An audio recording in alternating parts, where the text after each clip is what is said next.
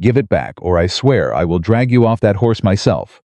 Clara Whitmore's hand locked around the leather strap, her knuckles white, her boots grinding into the dirt of Main Street as the outlaw's horse lurched forward, and her body went airborne, and she still did not let go. If you're new here, please subscribe to our channel and follow this story all the way to the end. Drop a comment and tell me what city you're watching from. I want to see how far this story travels. The purse hit the dirt first, then Clara's knees, then her palms. The dust rose around her in a thin brown cloud, and the crowd on Main Street went utterly still, the way crowds do when they cannot decide whether what they are witnessing is tragedy or spectacle. Somewhere behind her, a woman gasped. Somewhere to her left, a man laughed, low and dismissive, the kind of laugh that does not even bother to hide itself. Clara heard all of it. She heard the horse snorting above her. She heard the leather strap creaking under the strain. She heard her own heartbeat, not the panicked hammering she might have expected, but something slower, steadier, something almost cold. And she tightened her grip. The man on the horse was wearing a red bandana pulled up over his nose, a worn brown duster, and a hat pulled so low that nothing of his face was visible except the pale strip of skin between the bandana and the brim. He had ridden up from behind her, snatched the purse off her shoulder with both hands, and clearly expected what always happened next. He expected the woman to stumble, to cry, to release, to stand in the middle of the road with her hands empty and her dignity shattered while he galloped away. He had made the worst miscalculation of his morning. "Let go, woman," he growled, yanking so hard the horse shifted sideways. Clara pulled back. Her boots dug grooves in the dirt. "That purse," she said, through her teeth, "belongs to me." She was not screaming anymore. The scream had been the first instinct, shock, indignation, the natural response of a woman who had been grabbed without warning in the middle of a public street. But the scream had burned off fast. What replaced it was something quieter and far more dangerous. She had worked 7 years for the money inside that bag. 7 years of rising before dawn to light fires and sweep floors and sharpen pencils in a schoolroom in Chicago, where the headmaster paid her half what the male assistants received, and told her she should be grateful for even that. 7 years of eating bread and water 3 nights a week so she could put another $1 into the tin box she kept under her bed. 7 years of watching the city grow around her while she stayed still, a woman alone, a woman without connections, a woman who had exactly one plan and had built that plan coin by coin, month by month, with the patience of someone who knows the difference between waiting and giving up. The money in that purse was her school, her chance to teach children who had no one else, her independence, her future. She was not releasing it to a man on a horse who had done nothing to deserve it. The outlaw pulled again. This time he used his whole body, leaning back in the saddle, and Clara came off her feet entirely, her legs swinging sideways, her shoulder wrenching, her teeth snapping together. She heard the crowd react, more gasps, a child crying somewhere. And then a man's voice, lazy and amused, "Just let it go, honey. It ain't worth dying over." Clara did not answer him. She reached up with her free hand, grabbed the outlaw's boot in the stirrup, and twisted. The horse spooked sideways with a sharp whinny. The outlaw lost his balance. And for 3 full seconds, the most dangerous-looking man on Main Street was scrambling not to fall off his horse, because a woman in a torn gray dress was pulling his leg like she intended to remove it. He did not fall. He recovered, swearing viciously behind the bandana, and he released the purse so suddenly that Clara landed hard on her back in the dirt, with the bag clutched to her chest. The horse wheeled, the crowd scattered, and the outlaw looked down at her with eyes that had turned from contemptuous to something else entirely. Something that looked almost like calculation. "You'll regret that," he said. He said it quietly. That was what made it register. He did not shout it or spit it. He said it the way a man says something he has already decided is going to happen. Matter of fact, patient. The kind of threat that lands in your stomach and stays there. Then he turned his horse and rode off down the alley, beside the general store, and the sound of hooves faded into the ordinary noise of a Tuesday morning in Silver Creek, Wyoming, as if none of it had happened at all. Clara sat in the dirt. She breathed. She looked down at the purse in her hands. The leather was scuffed. One of the brass clasps was bent. Her palms were bleeding from where they had scraped the ground, and she could feel the sting of it now that the immediate urgency had passed, a bright hot sensation from her wrist to her fingertips. She looked up. 47 people were staring at her. She counted them later, when she was sitting alone in her rented room above the dry goods store and replaying the whole thing with the kind of methodical clarity that comes after an event that will not stop replaying itself. 47 people, men and women and children, standing on both sides of Main Street, with their mouths open, hands frozen in the middle of whatever they had been doing, staring at the woman sitting in the dirt, holding her bag like she had just caught a fish with her bare hands. Nobody moved to help her up. She stood up herself. She brushed the worst of the dust off her dress with her free hand. She checked the clasp on the purse. The coins were still inside. She could feel the weight of them, the wonderful, irreplaceable weight of them, and then she looked directly at the crowd. Nobody looked away. Nobody looked embarrassed either, which might have been worse. An older man near the barber shop was shaking his head slowly. The way men do when they witness something they have already decided was foolish before it finished happening. A woman in a yellow dress standing outside the millinery had her hand pressed over her mouth, her eyes wide and distressed, as if Clara were the source of the disturbance rather than the target of it. And then there was the sound. Slow, measured hoofbeats from the north end of the street. A single horse, a man riding it who sat in the saddle the way certain men do, not with performance, not with the deliberate display of someone who wants to be looked at, but with the simple, unconsidered ease of a person who has been doing this so long that the horse has simply become an extension of his body. He was tall, broad-shouldered, wearing a vest that had been dark brown once and was now the color of old river mud. His hat was pulled down against the sun. His face was not young, not old. Somewhere, in the middle, weathered the way the land out here, weathered everything, which is to say, honestly. He rode up to where Clara was standing. He looked down at her. Not with pity, not with amusement. He looked at her the way a man looks at something that has genuinely surprised him, and there is nothing else in his expression but the surprise itself, clean and unguarded. He removed his hat. He held it in front of him with both hands. "Ma'am," he said, "I believe I'd marry a woman like you." The crowd laughed. Even some of the ones who had been looking at her with distress laughed. It broke the tension of the moment into something smaller and safer and more comfortable, and she understood why they laughed. It was easier to turn it into a joke than to sit with what they had just witnessed, which was a woman alone, refusing to be robbed and winning, and nobody having done a single thing to help her while it happened.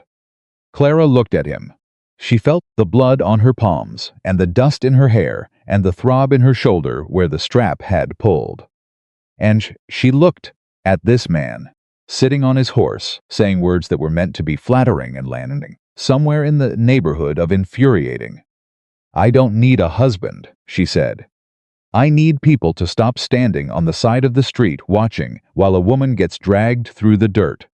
She turned away and walked toward the dry goods store.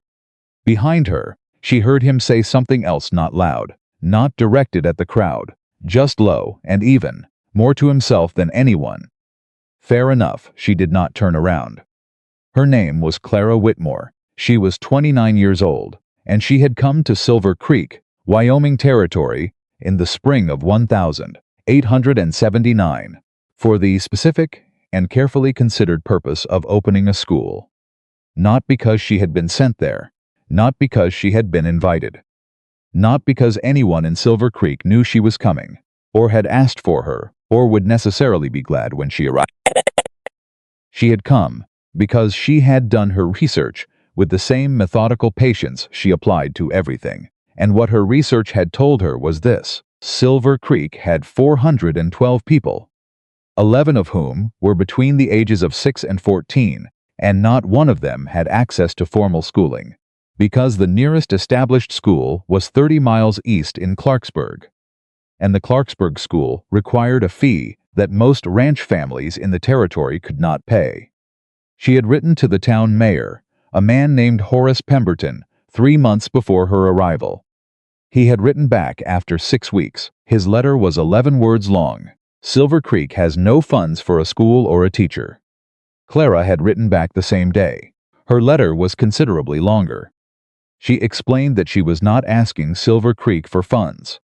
She was asking for the use of an empty building. She had learned from a former resident that there was a disused storage building at the east end of Main Street that had been empty since a hardware business failed 2 years prior. She would pay to have it cleaned out. She would furnish it herself. She would teach without salary for the first year, supporting herself through private tutoring arrangements with families who could afford to pay individually. All she needed was the building and the town's permission to operate. Mayor Pemberton had taken 4 weeks to reply to that letter. His response was 8 words: "The building is yours. Don't make us regret it." Clara had packed her trunk the following morning. Now she was standing in her rented room above the dry goods store, washing the blood off her hands in the basin on the washstand, and looking at the bent clasp on her purse, and thinking about the man on the horse, and the way he had looked at her. Not the words. She had dismissed the words, or rather, she had categorized them correctly, filed them under the heading of well-intentioned foolishness, and moved on. Men said things like that. They meant it as a compliment. They did not understand why it landed wrong. But the look before the words, in the moment when he first pulled up alongside her, before he took off his hat, before he said anything at all, he had looked at her like someone seeing something for the first time. Not a woman in distress, not a spectacle, just a person. A person who had done something real. She dried her hands on the towel and told herself firmly that it did not matter. She had a school to open. She opened it on a Thursday. 7 children showed up. This was 7 more than she had expected, if she was being honest with herself, because she had knocked on 17 doors in the 2 days before and received exactly 3 firm commitments, 8 polite deflections, and 6 people who closed the door while she was still talking. 7 children was a beginning. She had 3 readers, 2 slates, 4 pieces of chalk, and a box of pencils she had brought from Chicago. She had 34 books, real books, not primers, novels and histories, and a collection of poetry, and 2 copies of the Bible packed into her trunk, and now arranged on a shelf she had built herself from scrap lumber and 2 sawhorses. She had a building with a leaking roof in 2 places, and a floor that tilted slightly to the left, and a wood stove that smoked when the wind was from the north. She had enough. The children were Jeb, age 12, from the Hartley Ranch, who walked 3 miles each way and looked like he expected to be asked to leave at any moment. The Pryor twins, Lucy and May, age 9, who finished each other's sentences and had apparently never been separated for more than 4 hours in their lives. Thomas, age 11, solemn and watchful. Anna, age 8, who arrived carrying a rag doll and proceeded to prop it in a corner facing the blackboard, as if the doll also deserved an education, and 2 brothers whose names Clara did not immediately catch because they arrived late, out of breath, and spoke exclusively to each other in rapid whispers. She learned their names were Samuel and Roy Decker, ages 10 and 8, and that they had walked 4.5 miles from their family's claim outside town without telling their father where they were going. "Will you get in trouble?" Clara asked Roy, the younger one. He considered this for a moment. "Probably," he said. "Is it worth it to you?" He looked at the shelf of books. "Probably," he said again. She started with reading, because reading the key to everything else, the thing that unlocked all the other things, and because you could tell very quickly from the way children approached written words what they already knew, and what kind of work still lay ahead. Thomas could read well, and knew it, and was quiet about it, the kind of student who would absorb everything and reveal nothing until he was certain of his ground. Jeb read slowly and carefully, sounding out each word with a concentration so fierce it was almost physical, and she recognized immediately that he had been taught by someone at some point, but that his instruction had been inconsistent, full of gaps. The twins could read simple sentences and got competitive about it, which was something she could absolutely use. Anna could not read at all, but held the reader upside down with complete confidence and narrated her own story from the pictures. Samuel and Roy Decker could not read a single word.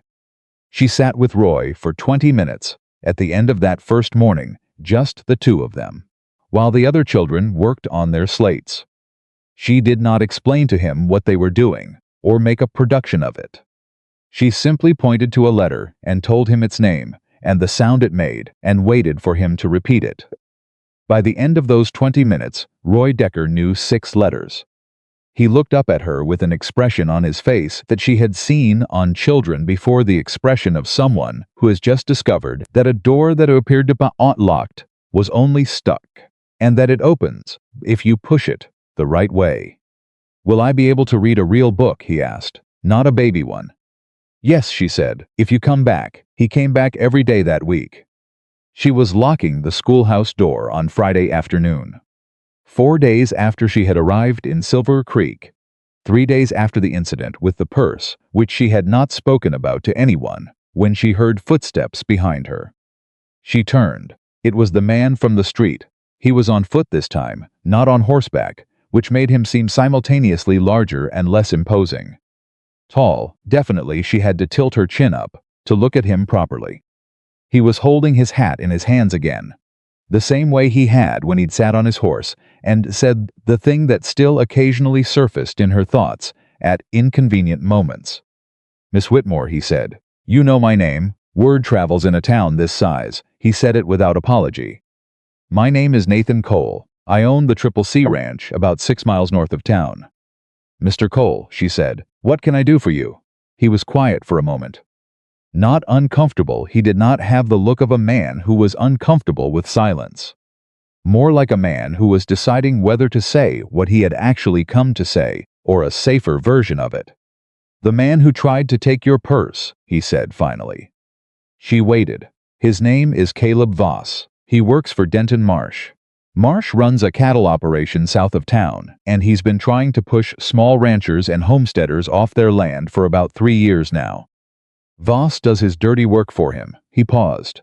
"He's not a man who forgets being embarrassed." Clara looked at him. "He told me I'd regret what happened," she said.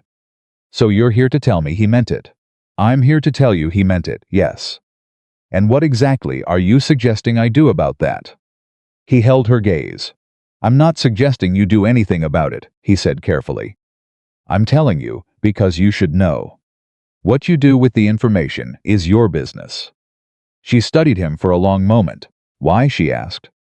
"Why what? Why are you telling me? You don't know me." He looked down at his hat for a moment and then back at her. "Because you opened a school," he said, "and because there are children in this valley who've needed one for a long time. And because a woman who fights back against Caleb Voss in the middle of Main Street is the kind of person doesn't deserve to get ambushed without warning." The answer surprised her. She had expected something else, chivalry perhaps, or the particular brand of protectiveness that men sometimes offered women as a way of asserting their own indispensability.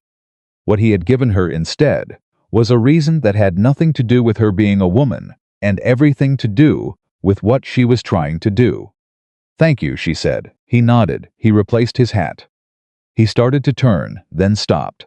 "I have 2 ranch hands whose children live on the property," he said, still not looking at her. "A girl, 7, and 2 boys, 9 and 11. I've been trying to find someone willing to teach them for 4 months." "Send them Monday," she said. He turned. He looked at her. "Just like that? That's what I'm here for, Mr. Cole." Something shifted in his expression. Not quite a smile. Something adjacent to it, quieter. "Monday," he said. He walked away. She watched him go and told herself very firmly that she was glad to have 3 more students, and that was all. Monday brought more than 3 students. It brought 6. Nathan Cole's ranch hands sent their children, a serious girl named Eliza, who arrived with her hair in a perfect braid and immediately sat in the front row, and the 2 boys, whose names were Marcus and Pete, and who arrived at a dead run 20 minutes late because they had stopped to catch a frog on the way and could not decide whether to bring it inside. She let them bring it inside. It lived in a jar on the windowsill for 2 weeks and became the unofficial class mascot, and she taught the older children to look up amphibian in the reference book she had brought from Chicago, and Roy Decker, who was now on vowels, stood on his chair to get a better look at it and said very gravely, "That frog is learning same as us," and everyone laughed except Thomas, who nodded as if this was a reasonable and accurate observation. The 6th new student was a girl named Pearl. Pearl was 13, which made her the oldest child in the class by a year, and she arrived alone, on horseback, from a homestead 7 miles east of town. She tied her horse outside without ceremony and came in and sat in the back row and looked at Clara with eyes that said, "Convince me this is worth the 7 miles." Clara gave her the copy of Jane Austen. Pearl looked at the cover. "Is this a love story?" "It's about a woman who survives by using her intelligence when she has very little else," Clara said. Pearl looked at the cover again. "I'll try it," she said. Nathan Cole came back on Wednesday. Not to the schoolhouse. He came to the fence at the back of the property, where Clara was trying to reattach a board that had come loose. She had gone out after the children left and found the damage. A whole section of the back fence leaning at an angle that suggested it would be horizontal by morning. She heard the horse and turned. He dismounted before she could say anything and came to look at the fence without being invited. "The posts rotted at the base," he said. "I can see that. You'll need a new post. That board won't hold otherwise." "I know." She looked at him. "I was planning to get one from the lumberyard tomorrow." He reached into the pack behind his saddle and pulled out a post. A proper treated post, the kind that costs more than the raw wood. She stared at it. "I happen to have a spare," he said without inflection. "Mr. Cole, Nathan," she paused. "Nathan," she said. "Did you happen to have a spare fence post in your saddlebag because you knew this fence needed replacing?" He set the post down. He pulled out a mallet. He looked at her. "The Pryor family mentioned it to me," he said, "at church Sunday." "You brought a fence post to church?" "I brought it today." "Will you let me put it in? Or would you like to stand here discussing how I knew to bring it?" She handed him the board she had been holding. They worked in silence for a while, him digging out the rotted post and setting the new one, her holding things steady when he asked her to. Both of them moving around each other, with the practicality of people who are used to working and not interested in performing it. "Your students are talking about you," he said, after a while. "What are they saying?" "Jeb Hartley told his father that you explained fractions to him 3 different ways until one of them made sense. He hammered the post level. His father told me Jeb talked about it through dinner and breakfast the next morning." Clara was quiet for a moment. "Jeb is quick," she said. "He just needed someone to be patient with him." Nathan was quiet. "His last teacher, he had one, briefly, before I came, told him he wasn't built for learning." She said it without drama as a fact, but she felt Nathan go still beside her. "Who told him that?" he said. "A man hired by the county for 3 months 2 years ago. He left when the funding ran out." She passed Nathan the board. "Jeb believed him. It took me 4 days to convince him otherwise." Nathan drove in the last nail. He looked at the fence. "Why does it matter to you?" he said, not challenging. Genuinely asking. "Because he's 12, she said. And someone told him he couldn't, and he believed it, and he will still believe it when he's 30 if no one tells him differently. And everything he might have been will stay locked up inside him, because a man who didn't care couldn't be bothered." Nathan put down the mallet. He looked at her. He looked at her for long enough that she became aware of it. And something in the quality of the silence changed, sharpened slightly, became a different kind of quiet. You think about people a great deal, he said. They deserve to be thought about, she said. He picked up his mallet. Yes, he said, they do. The next week, she received a note slipped under the schoolhouse door. It was written on rough paper in uneven letters, the handwriting of someone who did not write often. Stay out of Silver Creek business, schoolteacher. You got lucky once. You won't again. She folded the note and put it in her apron pocket. She did not tell anyone. She thought about Nathan's warning, Voss doesn't forget, and she thought about the way he had said it, not with fear, but with the particular careful tone of a person reporting a fact about the weather. It's cold out, the creek is rising. Caleb Voss holds grudges. She also thought about Roy Decker, who had gotten through a full sentence on his own. That morning, a real sentence, 7 words. Printed in a reader, and who had looked up at her with an expression so unguarded and electric that she'd had to look away so he wouldn't see her own eyes filling. She had built something here. She was not leaving. Nathan arrived at the schoolhouse on Friday afternoon, when she was still inside with Pearl, who had not gone home with the other children, because she wanted to finish the chapters she was reading, and had not noticed the time. He knocked on the open door. Pearl looked up, then looked at Clara. Is that Nathan Cole? She whispered. Yes, Clara said. Pearl looked at Nathan. My pa says you're the most honest rancher in the territory, she said. Nathan looked slightly surprised by this. Your pa is kind, he said. Pa doesn't say kind things, Pearl told him. He says accurate things. She closed the book, stood up, and tied her horse's lead to her wrist. I'll finish the chapter tomorrow, Miss Whitmore. She walked out past Nathan without a backward glance. Nathan watched her go. That's Pearl Hennessy, Clara said. She rides 7 miles each way. I know her family, Nathan said. Her father's been fighting Marsh's men off his north boundary for months.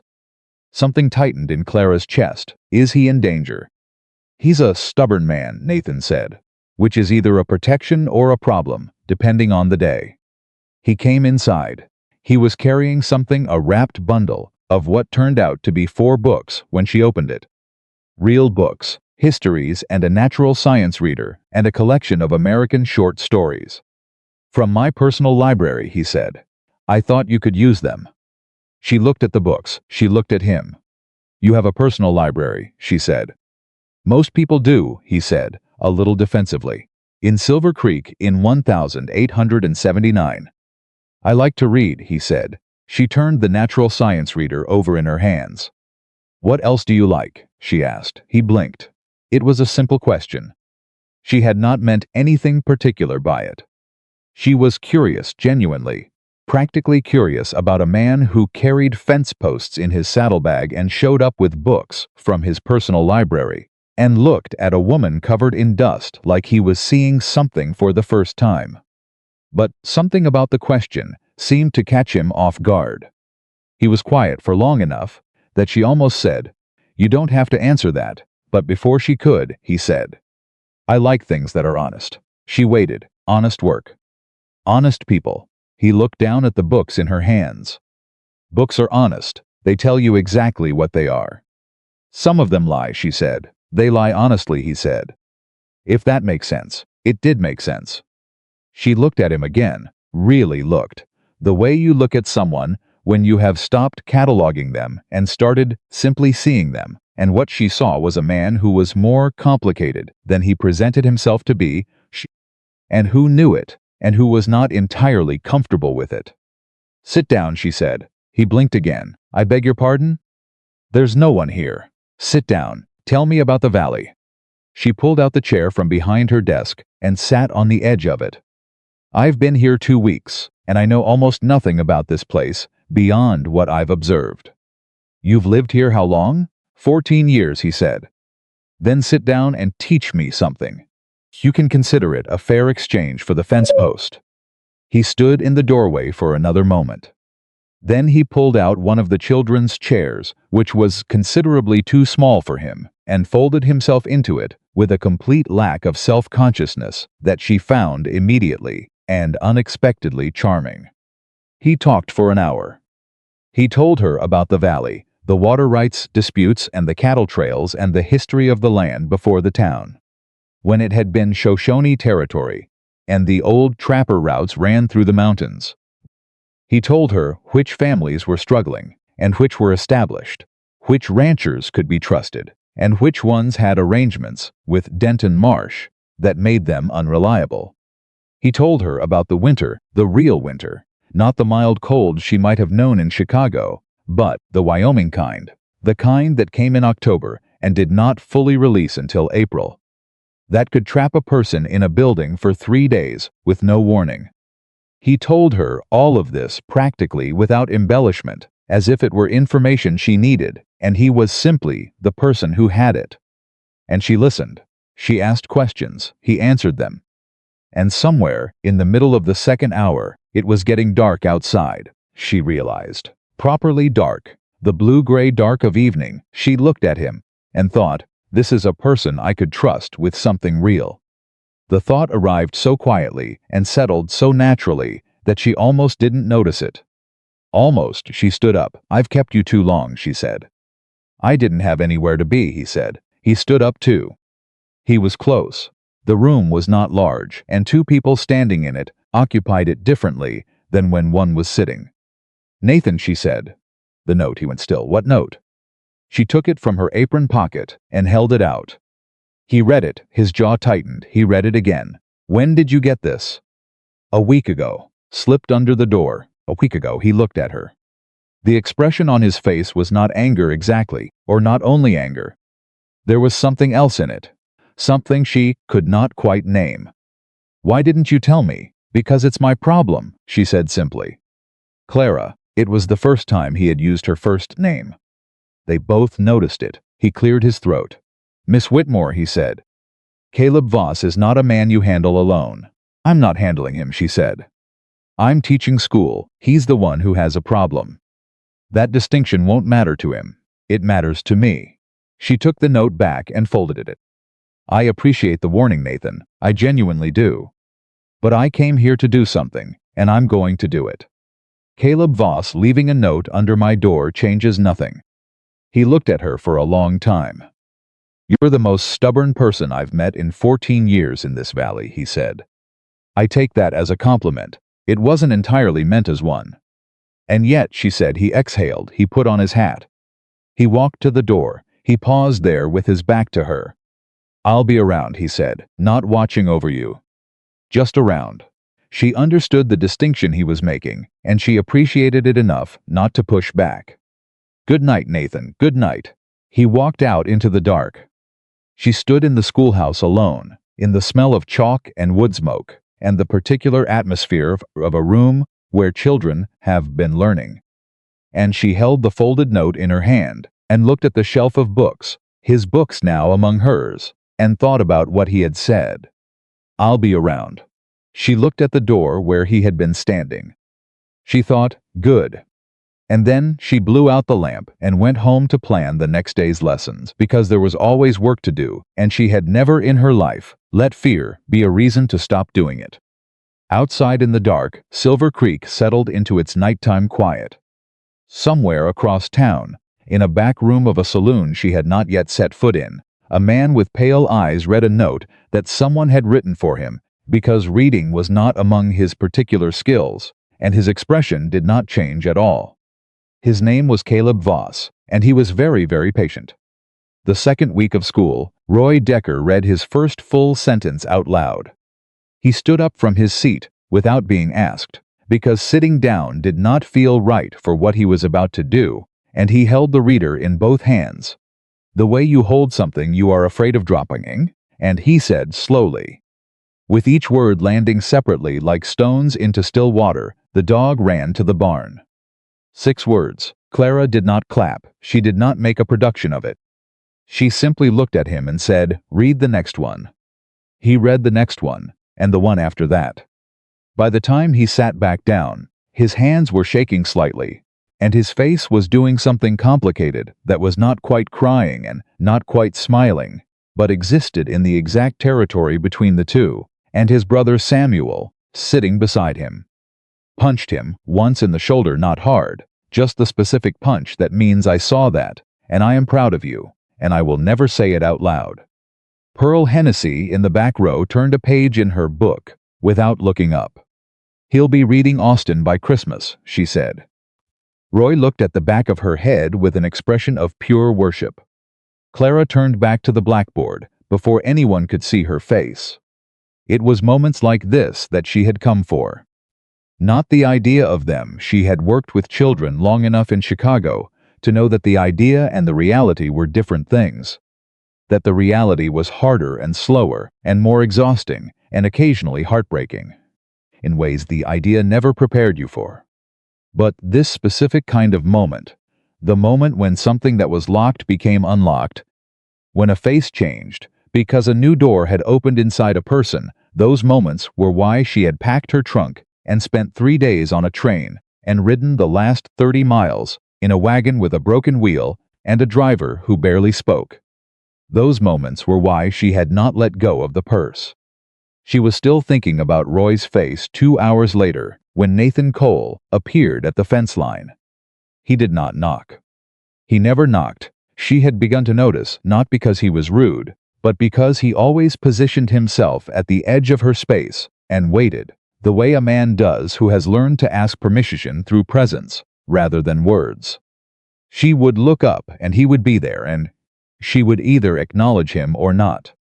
And he had made it clear that either outcome was acceptable. She acknowledged him. "Your fence is holding," he said, which was not what he had come to say. "The post is excellent," she said, which was her way of letting him know she understood that. He leaned against the fence rail and looked at the schoolhouse, the way people look at things they are genuinely trying to understand. "How many students now?" he said. 14, she said. He looked at her. "You started with 7. Word travels in a town this size," she said. "You told me so yourself." Something shifted in his expression. The corner of his mouth moved, not quite far enough to be called a smile, but in that direction. "Eliza told me about the frog," he said. "The frog is an excellent teaching tool. She made me look up amphibian when she got home." "Good. I knew what it meant. I'm sure you did." "Did she? She does now." He was quiet for a moment. "She's never done that before. Come home, wanting to look something up." Clara did not say anything. She did not need to. The thing he was describing was the thing she had spent 7 years in Chicago, trying to explain to a headmaster who kept talking about the limitations of certain kinds of students. And it could not be explained. Not really, it could only be demonstrated, one child at a time, one unlocked door at a time. "Marcus wants to know how trains work," Nathan continued. "He asked me at dinner last night. I told him I didn't know the details. And he told me you said it was all right to not know things as long as you were willing to find out." "That's exactly right," Clara said. Nathan looked at her. "You're changing things here," he said. "I'm doing my job." "It's more than a job." She met his eyes. "Yes," she said. "It is."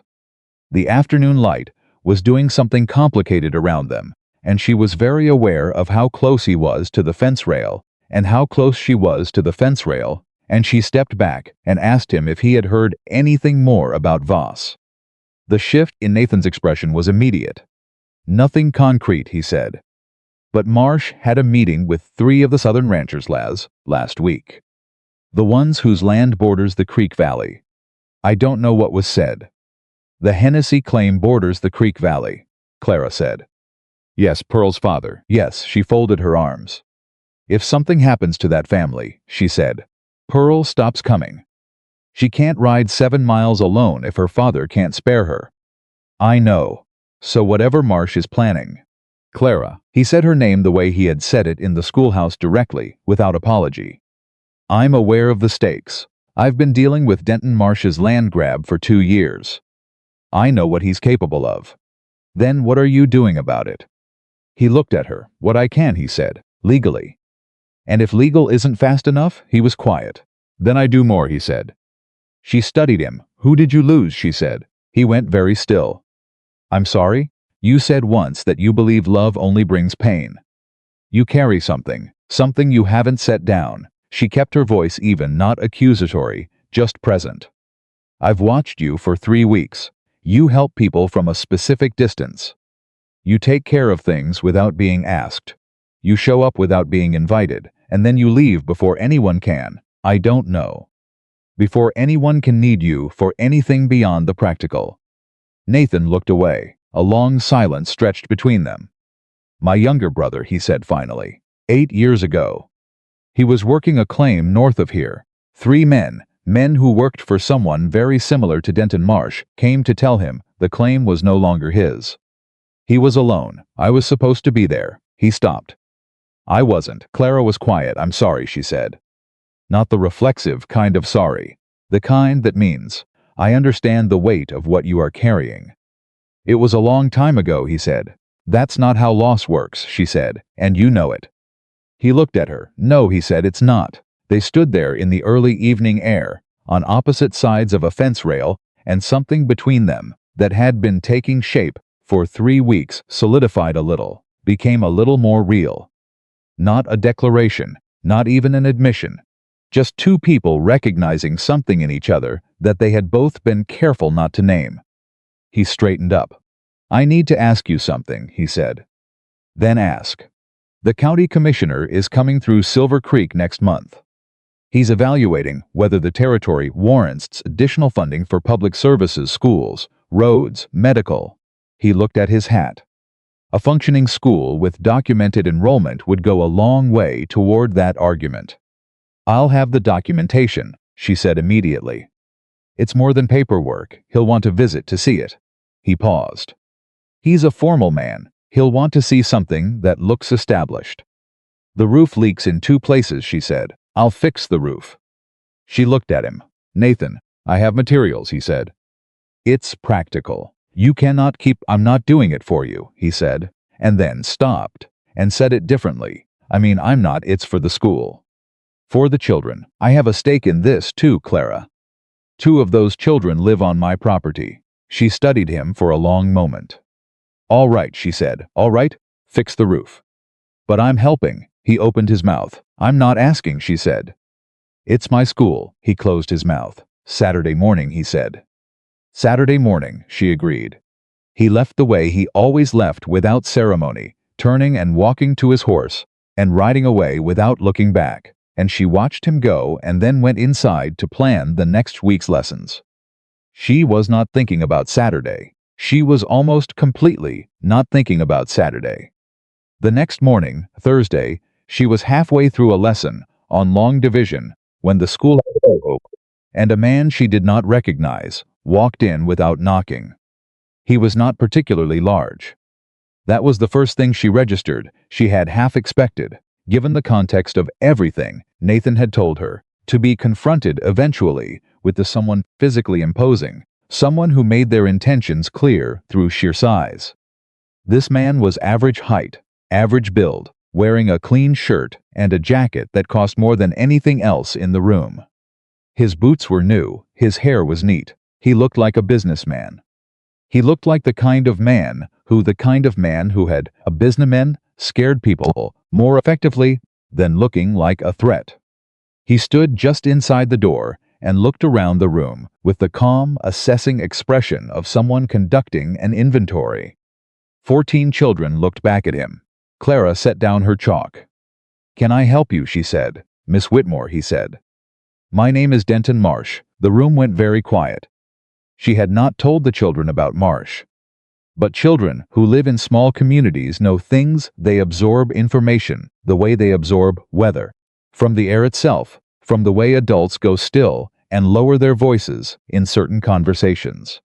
She could feel it moving through the room like a current, not the way Jeb's shoulders came up, the way the Pryor twins stopped fidgeting and pressed together slightly, the way Pearl, in the back row, lowered her book and sat very straight. Mr. Marsh, Clara said, school is in session. If you'd like to speak with me, please come back at 3 o'clock. This won't take long, he said pleasantly. It'll take exactly as long as 3 o'clock, she said. Because that's when I'm available. Something moved in his eyes. Not anger, something flatter than anger. Adjustment. I understand you've made quite an impression on our little community, he said, still in the same pleasant tone. opening a school, helping the families. Very admirable. Thank you. 3 o'clock, Mr. Marsh. I only wanted to introduce myself, he said. And to say that Silver Creek is a complicated place, Miss Whitmore. People here have arrangements that go back a long time. Relationships that are delicate. It can be easy for someone new to step into things without understanding what they're stepping into. The room was absolutely silent. Clara walked from the blackboard to the front of the room. She stopped 3 feet from Denton Marsh.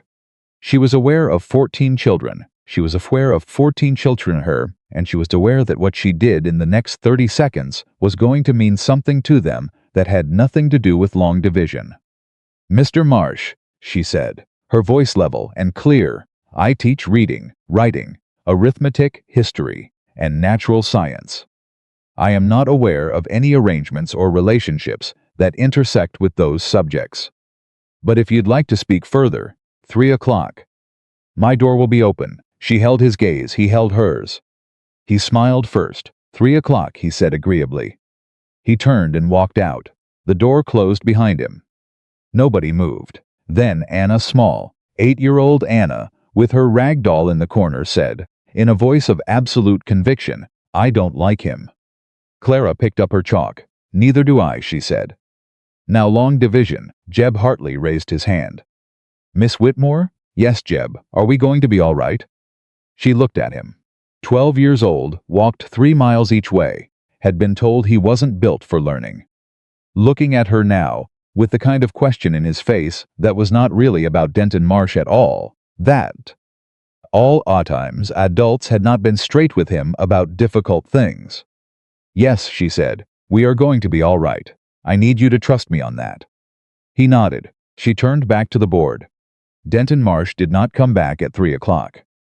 She waited until 4, and then she locked the door and walked directly to the livery stable where she knew them. Nathan sometimes conducted business in the afternoons. He was there. He took one look at her face. What happened, he said.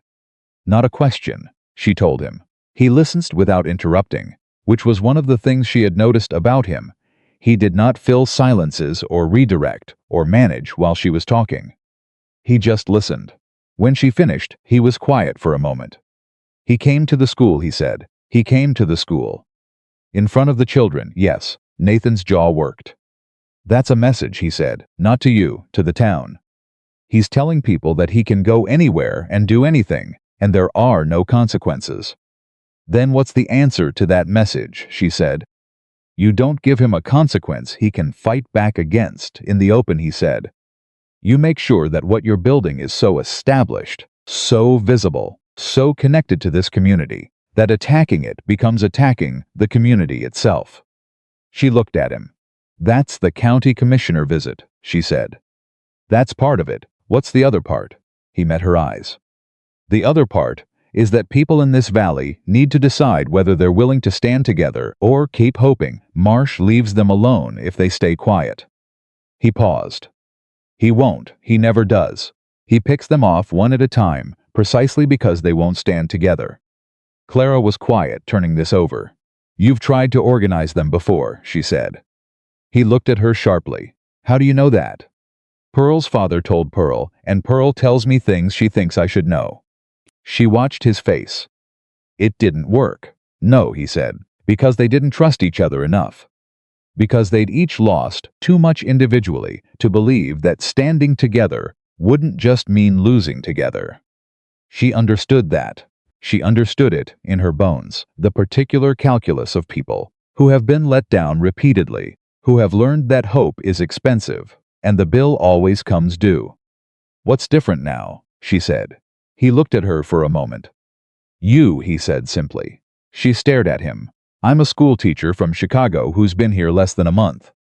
You're a schoolteacher from Chicago who fought a man twice her size in the middle of Main Street for something that mattered to her, he said, and who opened a school in a leaking building and had 14 students by the second week, and who told Denton Marsh to his face in front of 14 children to come back at 3 o'clock. His voice was not excited. It was even measured, like he was reciting facts. People in this valley are watching you, Clara. They're watching to see if you stay. I'm staying, she said. Then let them see that. Something expanded in her chest, not pride, exactly. Something more serious than pride. The sense of a decision sharpening, becoming more final, becoming real, in a way that intentions are not. She thought about Roy Decker reading his first sentence. She thought about Pearl Hennessy writing 7 miles for a book. She thought about Jeb Hartley asking quietly, "Are we going to be all right?" "Tell me what you need me to do," she said. He looked at her for a long moment. "Come to the ranchers' meeting, Friday night," he said. "At the church. There are 11 families. They've been avoiding each other for 2 years because they don't want to be seen as troublemakers." He paused. "But if you're there, they'll come because of the school," she finished. "Because they trust you," he said, "which is different." She held his gaze. "All right," she said. He nodded. He started to turn back to what he had been doing. "Nathan," she said. He stopped. "Thank you. For what you told me about your brother." She kept her voice steady. "I don't take that kind of trust lightly." He was still for a moment. "I know you don't," he said. He turned back to his work. She walked home in the early dark, with the sense of something gathering around her, not a threat, or not only a threat but also something she had not quite had words for until that moment. The sense of belonging to a place, of being woven into it, slowly, through the small daily work of being present and honest and useful. It was not what she had come to Silver Creek expecting to find. But she was beginning to think it might be the best thing she had ever built. Saturday arrived cold and bright. Nathan came at 7 in the morning with 2 ranch hands and a load of cedar shingles in a wagon, and Clara met him at the schoolhouse door with coffee she had made on the wood stove. He accepted the coffee without comment. She had expected the ranch hands to handle the roof while she and Nathan talked, but Nathan went up first himself, and so she followed him, because she had said she would help, and she meant it. And she spent 4 hours on a schoolhouse roof, with a hammer in her hand, and cedar shingles stacked beside her, while the town of Silver Creek moved around below them, and several people stopped to look up, and then kept walking. The work was hard, and it was also, she realized about an hour in, companionable in a way she had not anticipated.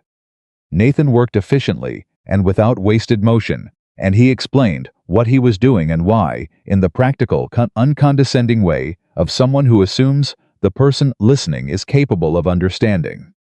She asked questions, and he answered them. She made mistakes, and he corrected them without making anything of it.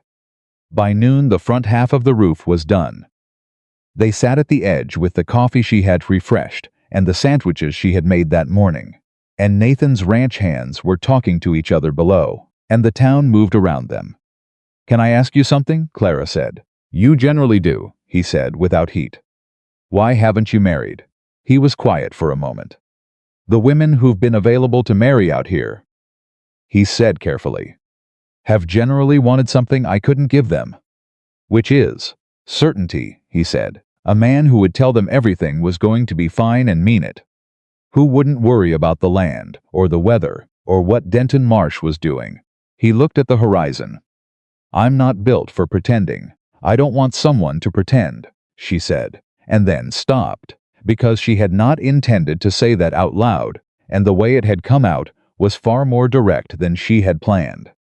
Nathan turned to look at her. She held his gaze. "I mean," she said, more slowly, "that the women in my life who were happiest were not the ones who had husbands who pretended.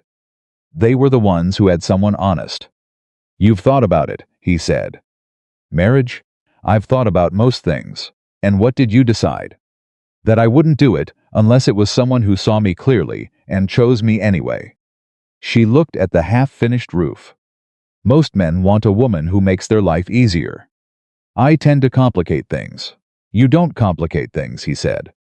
She looked at him. "You clarify them," he said. "That's different. It's harder to be around sometimes, but it's not complicated." She did not know what to do with that. She handed him a sandwich, and they ate in silence for a while. And the silence was the comfortable kind that she associated with people who have stopped performing and started simply being present with each other. Below, the town moved. Above them, the sky was the particular autumn blue of Wyoming high country, huge and clear and absolutely indifferent to the small human things happening beneath it.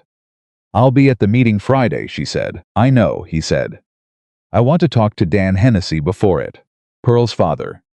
"I want to understand what's been happening on his boundary." "He won't be easy to talk to," Nathan said. "He's been fighting this alone for 8 months, and he's proud." "I know how to talk to proud people who've been fighting alone too long," she said. He looked at her.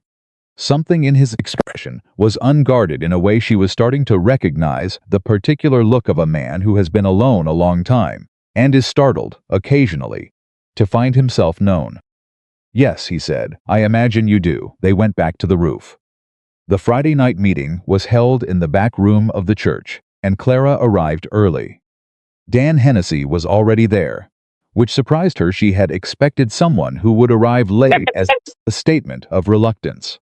Instead, she found a man in his 50s with Pearl's same straight posture and Pearl's same measuring gaze, sitting in the front row with his arms crossed and his jaw set in an expression that she had seen before on people who have come to meetings they expect to be pointless, but have come anyway because they have run out of alternatives. She sat beside him. "Pearl tells me you gave her Austin," he said, without preamble. "She wanted something honest," Clara said. That seemed right. He looked at her sideways. "She talks about your school every evening," he said. "Talks about it more than she's talked about anything in 3 years. She's extraordinary," Clara said. "She should be in a real school, Mr. Hennessy. She should have teachers who can give her more than I can alone. She stopped. "That's for later. Right now, tell me about your north boundary." He turned to look at her, fully for the first time. "Why? Because it matters," she said. "Because if you lose your claim, Pearl stops coming to school. And because whatever Marsh is doing to you, he's doing to or planning to do to everyone in this room." Hennessy looked at her for a long moment. Then he started talking. By the time Nathan arrived, with the other ranchers, 8 families, more than Clara had expected, she had the full picture of what Marsh had done to Hennessy's boundary. Fences moved in the night, water diverted. 3 incidents where men on horseback had ridden through his property, and he had no legal proof of who sent them. She had also, by the time Nathan walked in, learned 3 other things: that Hennessy had a lawyer in Cheyenne he could not afford to contact, that he had evidence he had not shown anyone because he did not know who to trust, and that his daughter Pearl had told him, very firmly, 2 weeks ago, "Trust Miss Whitmore." Nathan came in and saw Clara sitting in the front row beside Dan Hennessy. He stopped. She could see the surprise move through his face, not unpleasant surprise. The kind that recalibrates. He sat down. The meeting began. Clara did not run it. That was Nathan's role, and she recognized it as his. He knew these people. He had history with them, and her stepping forward to lead would have undermined the exact thing she was trying to help build. She listened. She asked 2 questions at strategic moments. She spoke once about the school, not to make a speech about it, but to describe it factually, to say that 14 families in this valley had found a reason to trust each other enough to send their children to the same building every morning.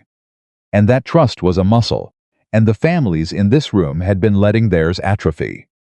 Dan Hennessy stood up and showed the evidence he'd been carrying alone for 8 months. The room went very quiet, then it got loud.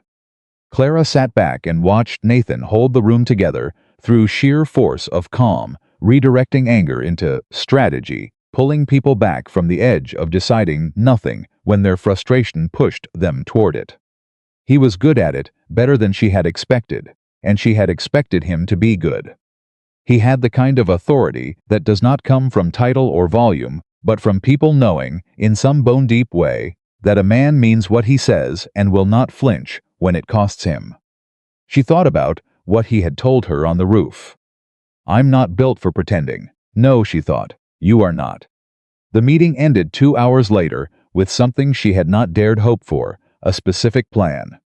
Not a vague agreement to stand together, but a set of concrete actions: who would contact the Cheyenne lawyer, who would document the boundary violations, who would speak to the county commissioner when he came. People filed out. Nathan walked with her to the door. "You talked to Hennessy before the meeting," he said. "You got him talking. He had things to say. He just needed someone to ask." He looked at her. "You knew I'd been trying to get that man to open up for 2 years," he said. "Pearl told me," she said. "I thought a different approach might help." He shook his head slowly. "Clara Whitmore," he said. "Nathan Cole," she said back. "What am I going to do with you?" he said. It was not a real question. His voice had something in it that she had not heard there before, a kind of warmth, unguarded, sitting on the surface, instead of underneath everything. "You're going to fix my roof, apparently," she said. He laughed. It was the first time she had heard him laugh, a real one, full and surprised, the kind that comes out before a person decides whether to let it. It changed his face entirely. It made him look like someone younger than he was, someone who had not yet learned to keep so much of himself behind the weathered surface. She realized, standing in the doorway of the church in the dark of a Friday night in Silver Creek, that she was in significant trouble. Not the Voss kind of trouble, the other kind, the kind she had told herself, very firmly, she was not in this valley to find. She said goodnight. She walked home. Behind her, she heard him stand in the doorway for a moment before he moved. She did not look back, but she was smiling in the dark, and she pressed her lips together and made herself stop, and then smiled again anyway, because some things are harder to stop than others. And she had never in her life been particularly good at abandoning something she had already decided she wanted. She was not going to start now. 3 days later, Caleb Voss rode through Dan Hennessy's north fence line with 4 men and pulled out 6 fence posts. In broad daylight. With 3 witnesses. Clara heard about it that afternoon from Pearl, who arrived at the schoolhouse door 20 minutes before the end of the school day, on horseback, her face pale and set. "They want my pa to file a complaint," Pearl said. "So they can prove there's a record, and then challenge his land title, on a technicality."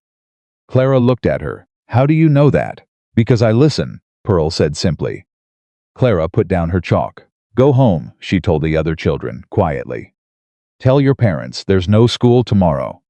14 faces looked at her. "I'll explain when I can," she said. They went. She turned to Pearl. "Ride to Nathan Cole's ranch," she said. "Tell him exactly what you told me. Can you do that?" "Yes, go now." Pearl went. Clara stood alone in the schoolhouse for a moment. She thought about the note under her door. She thought about Denton Marsh's flat eyes in her classroom. She thought about Roy Decker reading his first sentence out loud. She picked up her coat. She walked out the door. She was not waiting for anyone to save anything. She walked to Dan Hennessy's claim alone. It was 3 miles from town, and she walked all 3 of them, without stopping, without slowing, because moving was better than standing still and waiting for someone else to decide what happened next. She had done enough waiting in her life. She had waited through 7 years in Chicago. While the headmaster talked about limitations, and the city talked about propriety, and the world talked about what women could and could not do. She was done with the particular kind of patience that was really just fear with better posture. By the time she reached the Hennessy property line, her boots were dusty, and her breath was coming hard from the pace she had kept. Dan Hennessy was standing at his pulled fence, 6 posts lying on their sides. The wire trampled and curled back on itself, useless. He was looking at the damage, the way men look at things that have been deliberately destroyed.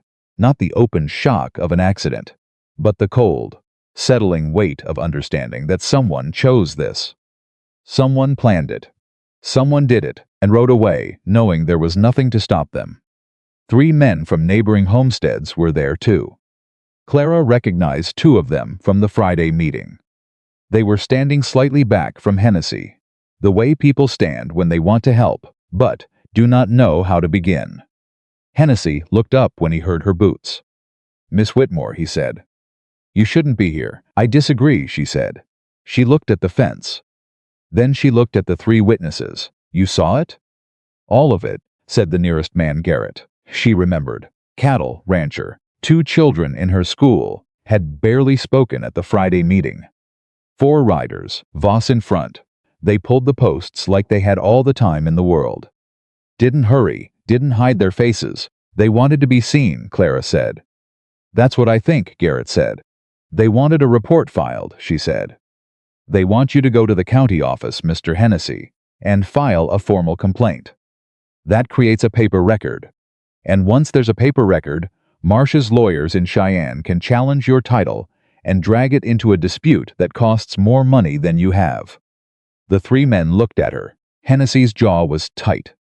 So I do nothing, he said. I let them tear down my fence and I do nothing? You document it, she said, with witnesses today. You write down exactly what happened, what time, how many men, what was said.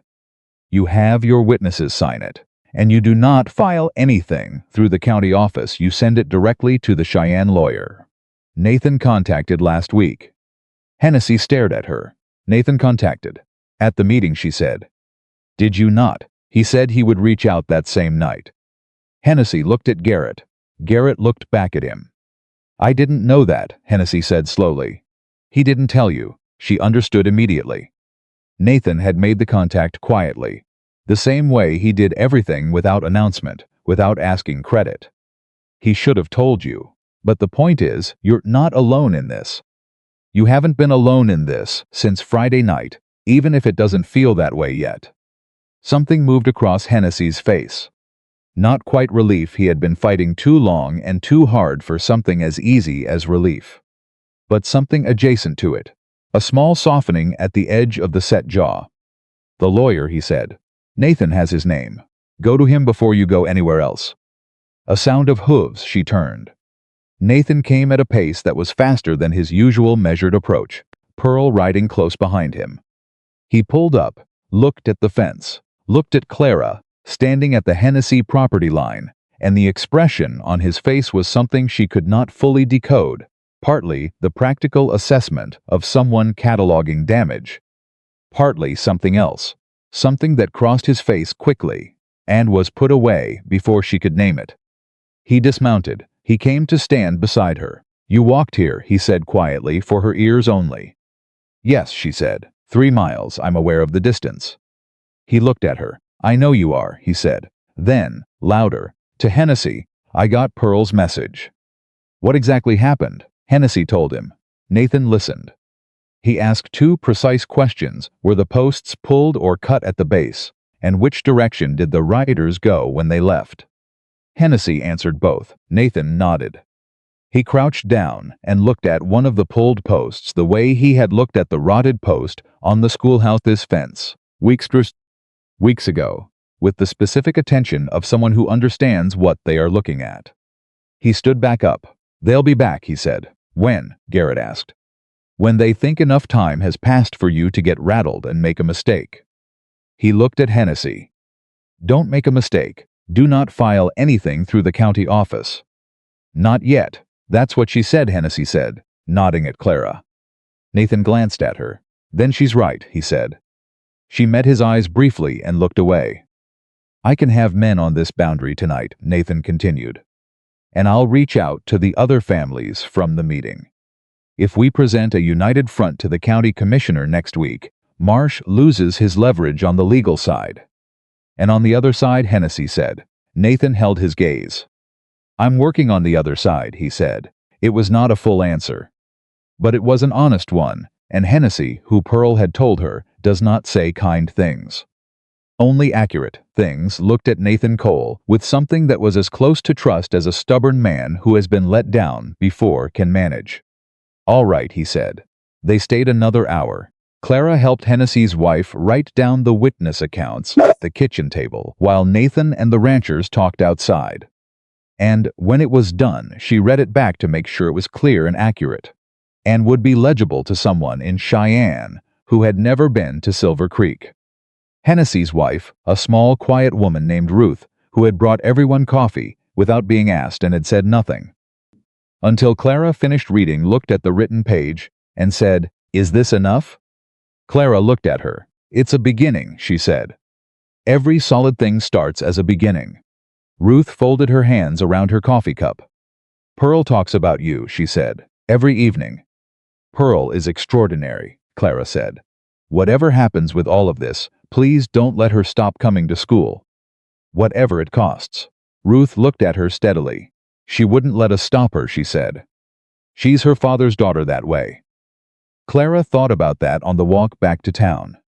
Nathan rode beside her slowly, his horse matching her walking pace, which she understood was a choice. And they did not speak for a while, and the silence between them had the quality it always had now, which was not empty but inhabited. Full of things that were taking their time, about becoming words.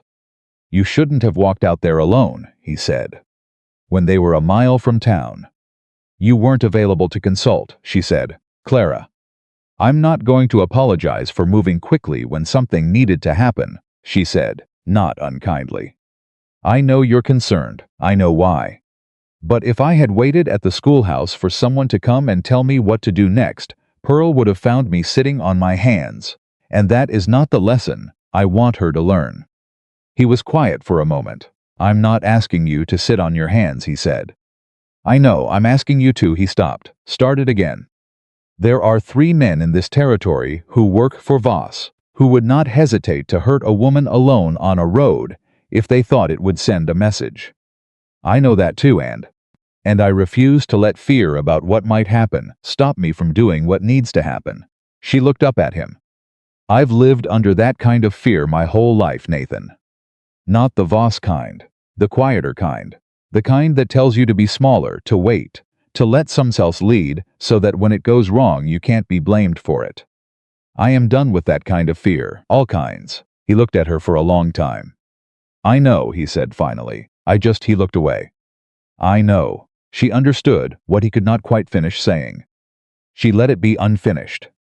That was the day she understood fully that Nathan Cole was not frightened for her. In the abstract way, men are frightened for women they feel responsible for. He was frightened in the specific way a person is frightened when they have decided someone matters to them, and the world is not a safe place, and those two facts exist in constant, exhausting tension.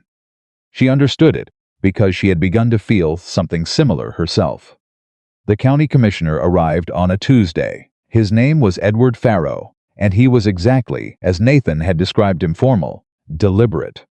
The kind of man who had learned to move through the world with the careful neutrality of someone whose job requires him to be trusted by everyone and committed to no one. He wore a gray coat and kept a notebook in his breast pocket and wrote in it, constantly, the way people write when they want to signal that they are serious about the information they are receiving. Clara met him at the schoolhouse door at 9 in the morning. She had prepared. The children had come in early, all 14 of them, plus 3 more who had started the week before, bringing the total to 17. She had asked them only to be themselves, which was both honest and strategic, because 17 children being genuinely themselves was considerably more persuasive than 17 children performing for an official. Roy Decker was reading, not a primer, a history, short sentences, real words, proper names that required sounding out. He had been working toward it for 3 weeks. And Clara had put it in front of him that morning without ceremony, the way she always did things, and he had looked at it and looked at her, and she had said, "Try the first paragraph," and he had read it, slowly, with concentration fierce enough to bend the air around it, and he had not stumbled once. Commissioner Farrow came in and watched. He wrote something in his notebook. Pearl was in the back row with a Latin primer that Clara had lent her. Pearl had asked 2 weeks ago whether it was possible to learn Latin without a proper teacher, and Clara had said, "Try and report back." And Pearl reporting back through the mechanism of being 20 pages in and annotating the margins in pencil with observations about how Latin word order compared to English. Farrow walked to the back of the room and looked at what Pearl was doing. He wrote something. He looked at Clara. "How long has this school been in operation?" he said. 6 weeks, she said. He looked at 17 children engaged in 17 different tasks, all of them purposeful. 6 weeks, he said. Yes, sir, he wrote something. Then he asked her to walk with him, and they walked the length of the room, and she answered his questions, enrollment numbers, attendance records, which she kept meticulously, the range of ages and reading levels, the curriculum structure, the resource needs, the roof which was now fixed. He looked at the repaired roof. He wrote something. He asked about funding. She told him the truth. She had no guaranteed funding. She was supporting herself through private tutoring fees from 3 families who could pay, and everything else had come from her own savings and community donations. He asked who had donated. Nathan Cole made significant contributions of materials and labor, she said. Several ranch families have contributed what they could. One family sent a sack of flour. One family sent firewood. The contributions are in my records. May I see the records? She showed him the records. He wrote for a long time.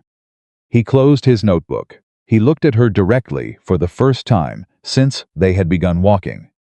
Miss Whitmore, he said, in 20 years of county evaluation, I have visited 11 frontier schools. This is the only one where the children were already working when I arrived. She waited. I will make my recommendation, he said. I cannot promise the outcome, but I will make my recommendation. He left. Clara stood in the doorway and watched him go. Behind her, Anna asked, in a stage whisper audible to the entire room, did we pass? We passed, Clara said. The room erupted. Roy Decker stood on his chair. Clara let it go on for 30 seconds before she called them back, because some things deserve 30 seconds. It was Nathan who told her, that same afternoon, what had happened the night before Pharaoh's visit. She could tell something was wrong from the way he came to the schoolhouse, not his usual positioning at the fence line, but directly to the door quickly, with none of the characteristic measured approach. He came inside without waiting to be acknowledged. Marsh met with Pharaoh last night, he said. The room had emptied. The children were gone. She was erasing the blackboard. She turned. He met with him at the hotel 2 hours. I found out from the hotel clerk this morning he owed me a favor. She set down the eraser. What was discussed? I don't know specifics. But Marsh has been lobbying against school funding in this district for 2 years. He doesn't want educated families. Educated families ask questions. Educated families understand land rights and legal documents. His jaw was tight. He's been telling the commissioner that the frontier families don't want formal education, that they resent government interference, that a school would be divisive. He walked into my school this morning and saw 17 children reading, she said. I know. Commissioner Pharaoh said he'd make his recommendation. Marsh has money and connections that go above a county commissioner's pay grade, Nathan said. A positive recommendation isn't necessarily final. She looked at him. So what do we do? Hennessy contacted the Cheyenne lawyer, he said. He has a meeting next week. If the lawyer can establish that Marsh has been illegal interfering with homestead claims, it opens Marsh to federal scrutiny, which is a different conversation. The county commissioner's report. How long does that take? Months, she breathed. The children, she said. I know. If the school loses recognition before Pharaoh's recommendation is formalized, Marsh can petition to have the building's use revoked. He can make the argument that it's an unsanctioned operation. I know. She pressed her hands flat against the desk. What aren't you telling me? She said. He looked at her. He was quiet for long enough that she knew that the answer was something he had been deciding whether to say. Voss was in town today, he said, while Pharaoh was here. He was watching the schoolhouse. Her stomach dropped. He was watching, from the saloon. Standing at the window for 2 hours, Nathan's voice was even. Too even, it was a statement. He wanted me to see him watching. She understood immediately. He knows you and I are. She stopped. He knows we know each other, Nathan said carefully. And he knows that you matter to me, too. He stopped too. A beat of silence. Neither of them addressed what had almost been said. He's going to come at the school, she said. Or at you directly, Nathan said. Which is why I'm asking you. I'm asking, not telling to let someone stay at the schoolhouse at night. Starting tonight, she looked at him. One of my ranch hands, he said quickly. Eliza's father, Tom. He'd sleep in the back room. You wouldn't know he was there. I'd know, she said. Clara, I'm not dismissing it, she said. I'm yes. All right, yes. He looked like he had expected a longer argument. Yes, he said. Tom can stay at the schoolhouse. And Nathan, thank you for asking. He held her gaze. I'm trying, he said quietly. She knew what he meant by that. He was trying not to make decisions for her. He was trying not to slide into the comfortable habit of the man who protects, the man who manages, the man who handles things, because it is easier than letting someone else be in the center of them. He was trying because he understood, more than most men did, why it mattered that he try. I know, she said. I see it. He nodded. He was about to leave when she said, sit down for a minute. He turned. Just sit, she said. You've been holding everything together for 3 days. Sit down for a minute and stop. He looked at her for a moment. He sat down. In one of the children's chairs, the same way he had that first night, she had asked him to stay too large for it, completely unself-conscious about it. She sat on the edge of her desk. What did your brother want to do, she said. Before, he looked up at her. What? Your brother?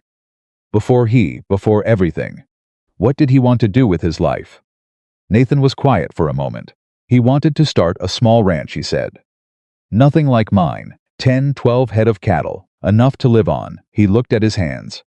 He used to talk about finding a good woman and having children and building something small and lasting. He said big dreams were for men with nothing to lose. Clara looked at him. He sounds like he was wise, she said. He was 24, Nathan said. He was wise in that particular way young men sometimes are, before the world gets to them. You've been trying to build what he couldn't, she said. He looked at her sharply, not angrily. The look of someone who has just heard a thing said out loud that they have known privately for a long time. Have I, he said. The ranch. The way you take care of the people on it. The way you show up for this valley, even when the valley doesn't always show up for itself. She kept her voice gentle. You've been living for 2 people for 8 years. The silence that followed was the longest one they had shared. Maybe, he said. You're allowed to live for yourself, she said. He would have wanted that. Nathan looked at her. And something in his face that had been held in careful check for weeks, she could see it releasing, slowly, like a knot worked loose. Not breaking open, nothing so dramatic, just a slow private yielding to something that had been pressing against the inside of him for a very long time. You're not afraid of any of it, he said, are you? I'm afraid of plenty, she said. I'm afraid the school will be shut down before those children are ready to lose it. I'm afraid Roy Decker will stop coming, and no one will pick up where I left off. I'm afraid Pearl will end up on a homestead with a 7th grade education when she should be at a university somewhere. She paused. I'm afraid of most things. I just don't let the fear do my deciding.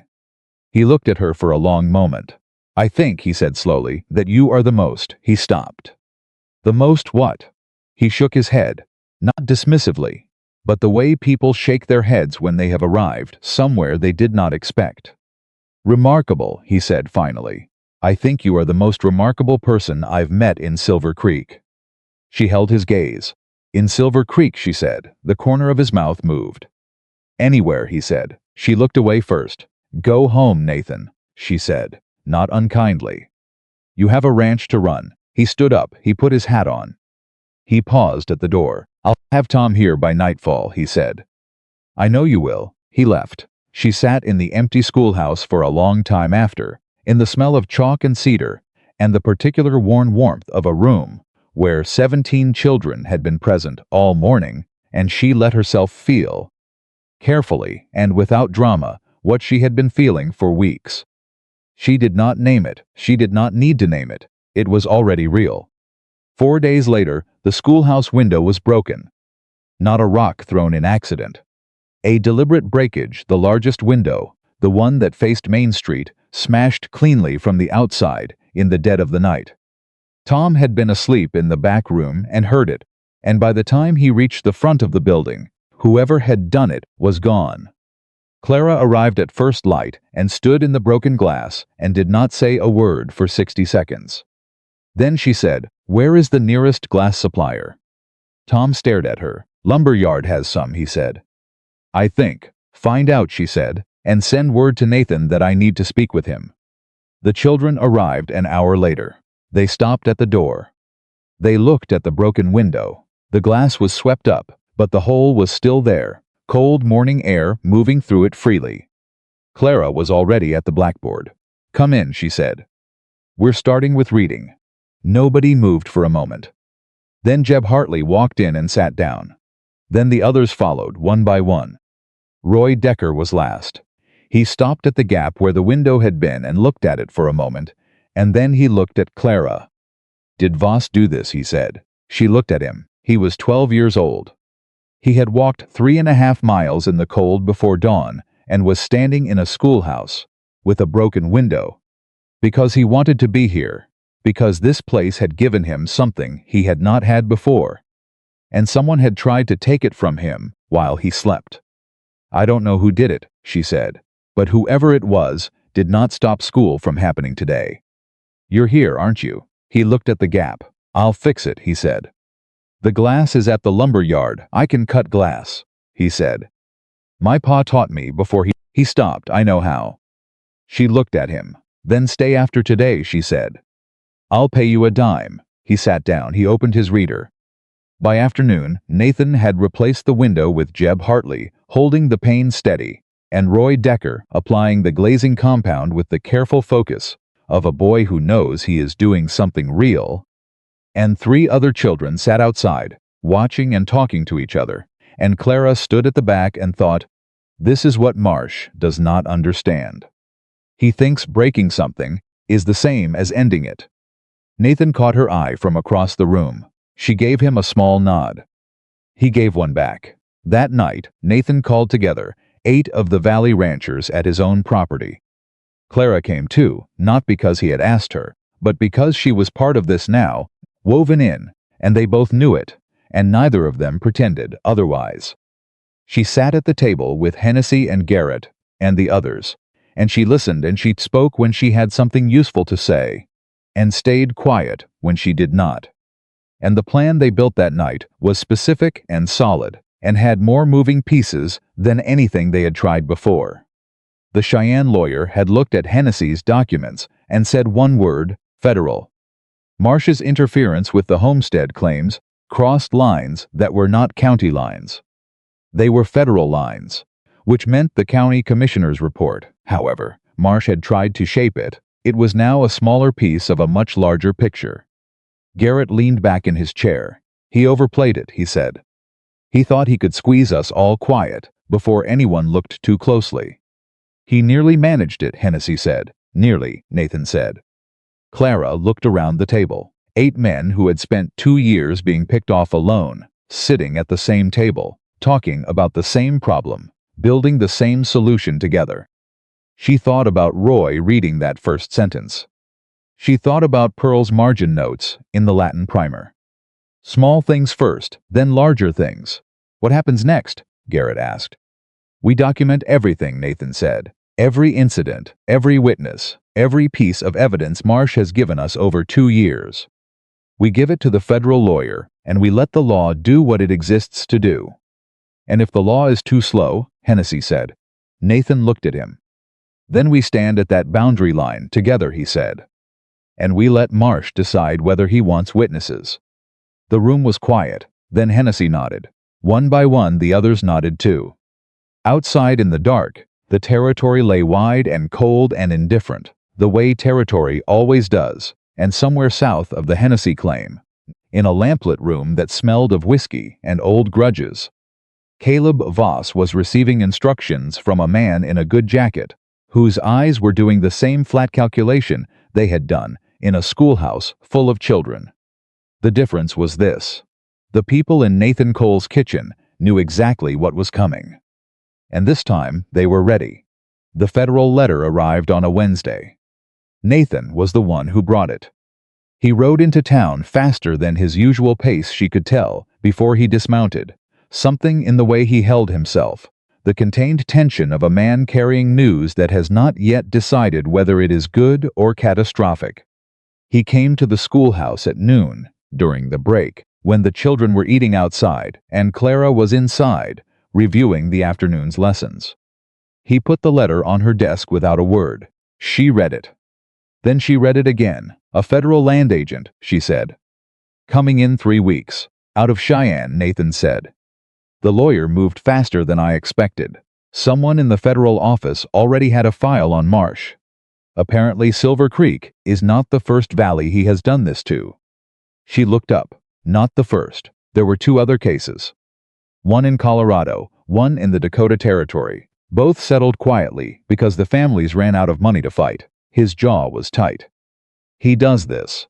He finds a valley where people are isolated, picks them apart individually, buys the claims at disaster prices when they give up. Clara set the letter down. He expected us to give up, she said. He expected what always happened before, Nathan said. She thought about the 8 men at Nathan's kitchen table.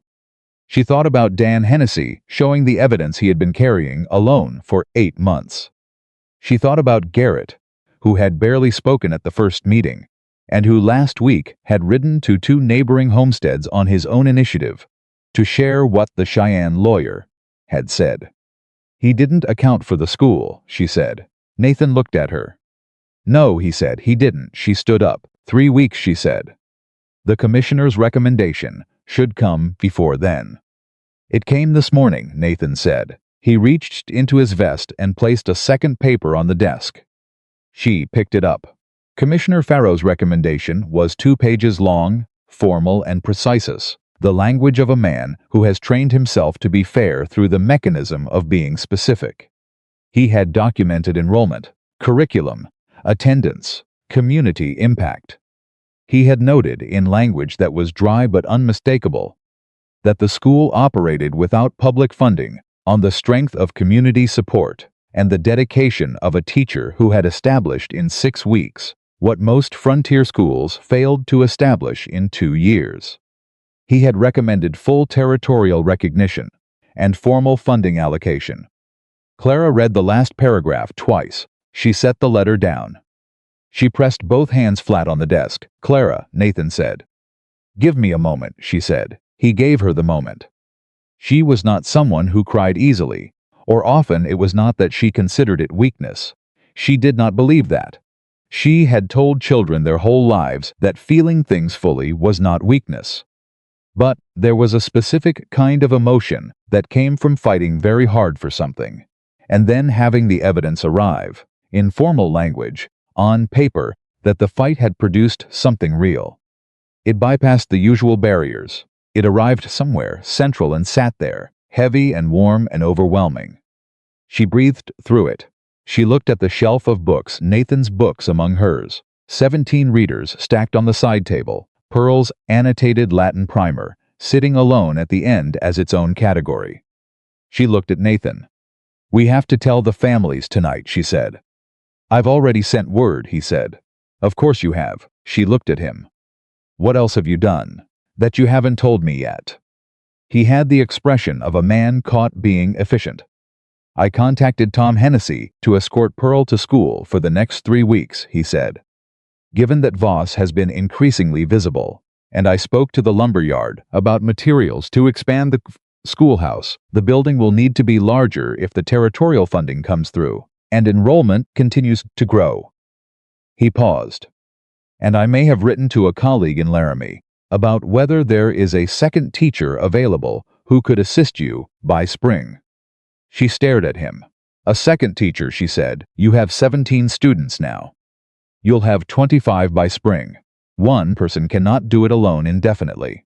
Nathan, I'm not trying to manage your school, he said. I'm trying to make sure it survives. She looked at him for a long moment. You planned all of this, she said, not as it came up. You planned it before the commissioner's recommendation arrived. I planned for both outcomes, he said. If the recommendation was negative, we needed a different approach. If it was positive, we needed to move quickly before Marsh found a way to contest it. You've been thinking about this. For weeks, he said. Yes, she sat down. She looked at the desk. You've been thinking about my school for weeks, she said. Not accusingly, with a kind of wonder almost. Among other things, he said quietly. She looked up. He was looking at her with the directness he sometimes allowed himself. When he had clearly decided to stop being careful about it, when whatever he was managing inside himself was simply too large to keep entirely contained. Nathan, she said carefully. I know, he said. I haven't. I know, he said again. I'm not asking you for anything, Clara. I'm not. I want to be honest with you, because you deserve honesty, and because I'm not capable of pretending. But I'm not putting any weight on you. He paused. I just want you to know that whatever happens with the school, with Marsh, with all of it, you are not doing this alone. That's all I'm saying. She held his gaze. She thought about what she had told him on the roof. I wouldn't do it unless it was someone who saw me clearly and chose me anyway. She thought about 7 years of saving money and eating bread and water 3 nights a week, and every man who had looked at her and seen either a possession or a problem. She thought about Nathan Cole, showing up with a treated fence post he just happened to have, and books from his personal library, and a fixed roof, and a second teacher sourced from Laramie, because he had already thought that far ahead. She thought about the way he had said, in the doorway of his kitchen, with 8 ranchers sitting at the table, I'll be around. Not watching over you, just around. She said, I know you're not asking for anything. He waited. But if you were, she said, the answer would not be no. The silence that followed was the particular kind that changes the shape of a room. Nathan looked at her. He looked at her the way he had looked at her the very first time, that open, unguarded look of a man seeing something real, something that surprised him by being exactly what it appeared to be. All right, he said. His voice was different. Not louder or more charged, quieter, actually, settled into something more certain. All right, she said back. Neither of them said anything else for a moment. Then the sound of children coming back in from the break reached them through the door, and the spell broke into something ordinary, which was exactly what it needed to do, because neither of them were people who required the extraordinary version. Tonight, Nathan said, the families, 7 o'clock. I'll be there, she said. He picked up his hat. He paused at the door. He did not look back, but she could see, from the line of his shoulders, the particular ease that comes into a person's body when they have set something down that they have been carrying for a very long time. He walked out into the afternoon. The children came in. Clara turned to the blackboard and wrote 3 words at the top. Today we celebrate. Then she put down the chalk and told them about Commissioner Farrow's recommendation in language they could understand, which was to say, she told them the truth plainly and without reduction, because that was what she always did. And the room erupted for the second time in 10 days, and this time she let it go on for a full minute. Roy Decker stood on his chair again. She was beginning to think that was simply what Roy did when he needed to be taller than circumstances. She let him stand. The night meeting was different from the ones before it. The same 8 families came, and this time they brought their wives, which had not happened at the previous meetings. And it changed the temperature of the room in ways that Clara understood immediately, and that Nathan, to his credit, also understood, because he adjusted without being asked, making space in the conversation that had not been made before.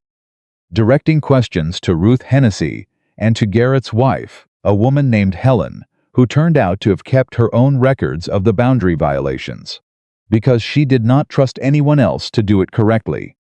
Helen's records were better than anyone else's. She had dates, times, descriptions, the names of men she had recognized. She had been keeping them in a ledger book that she brought to the meeting wrapped in an oilcloth, because she was the kind of woman who understood that paper was fragile and evidence was everything. Nathan looked at the ledger. He looked at Helen.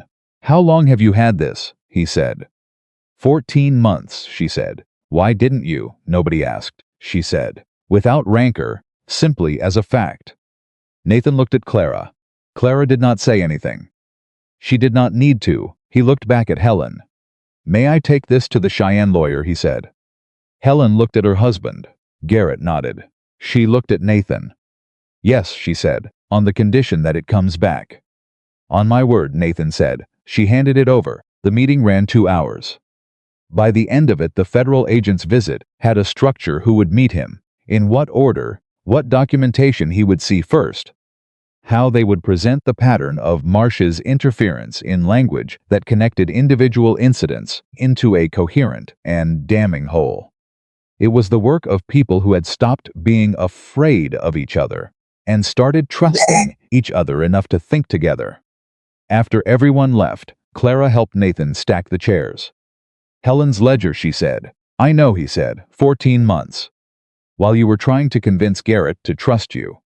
While I was trying, he said. You should have asked the wives from the beginning, she said, not unkindly. He looked at her. Yes, he said, I should have. She handed him a chair.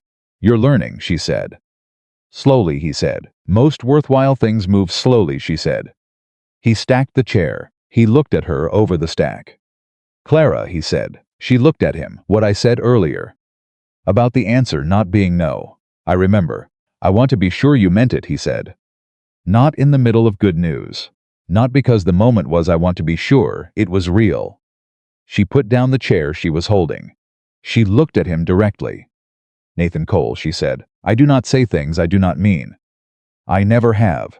It is, in fact, the thing that has made my life considerably more difficult than it would have been if I were capable of polite pretending.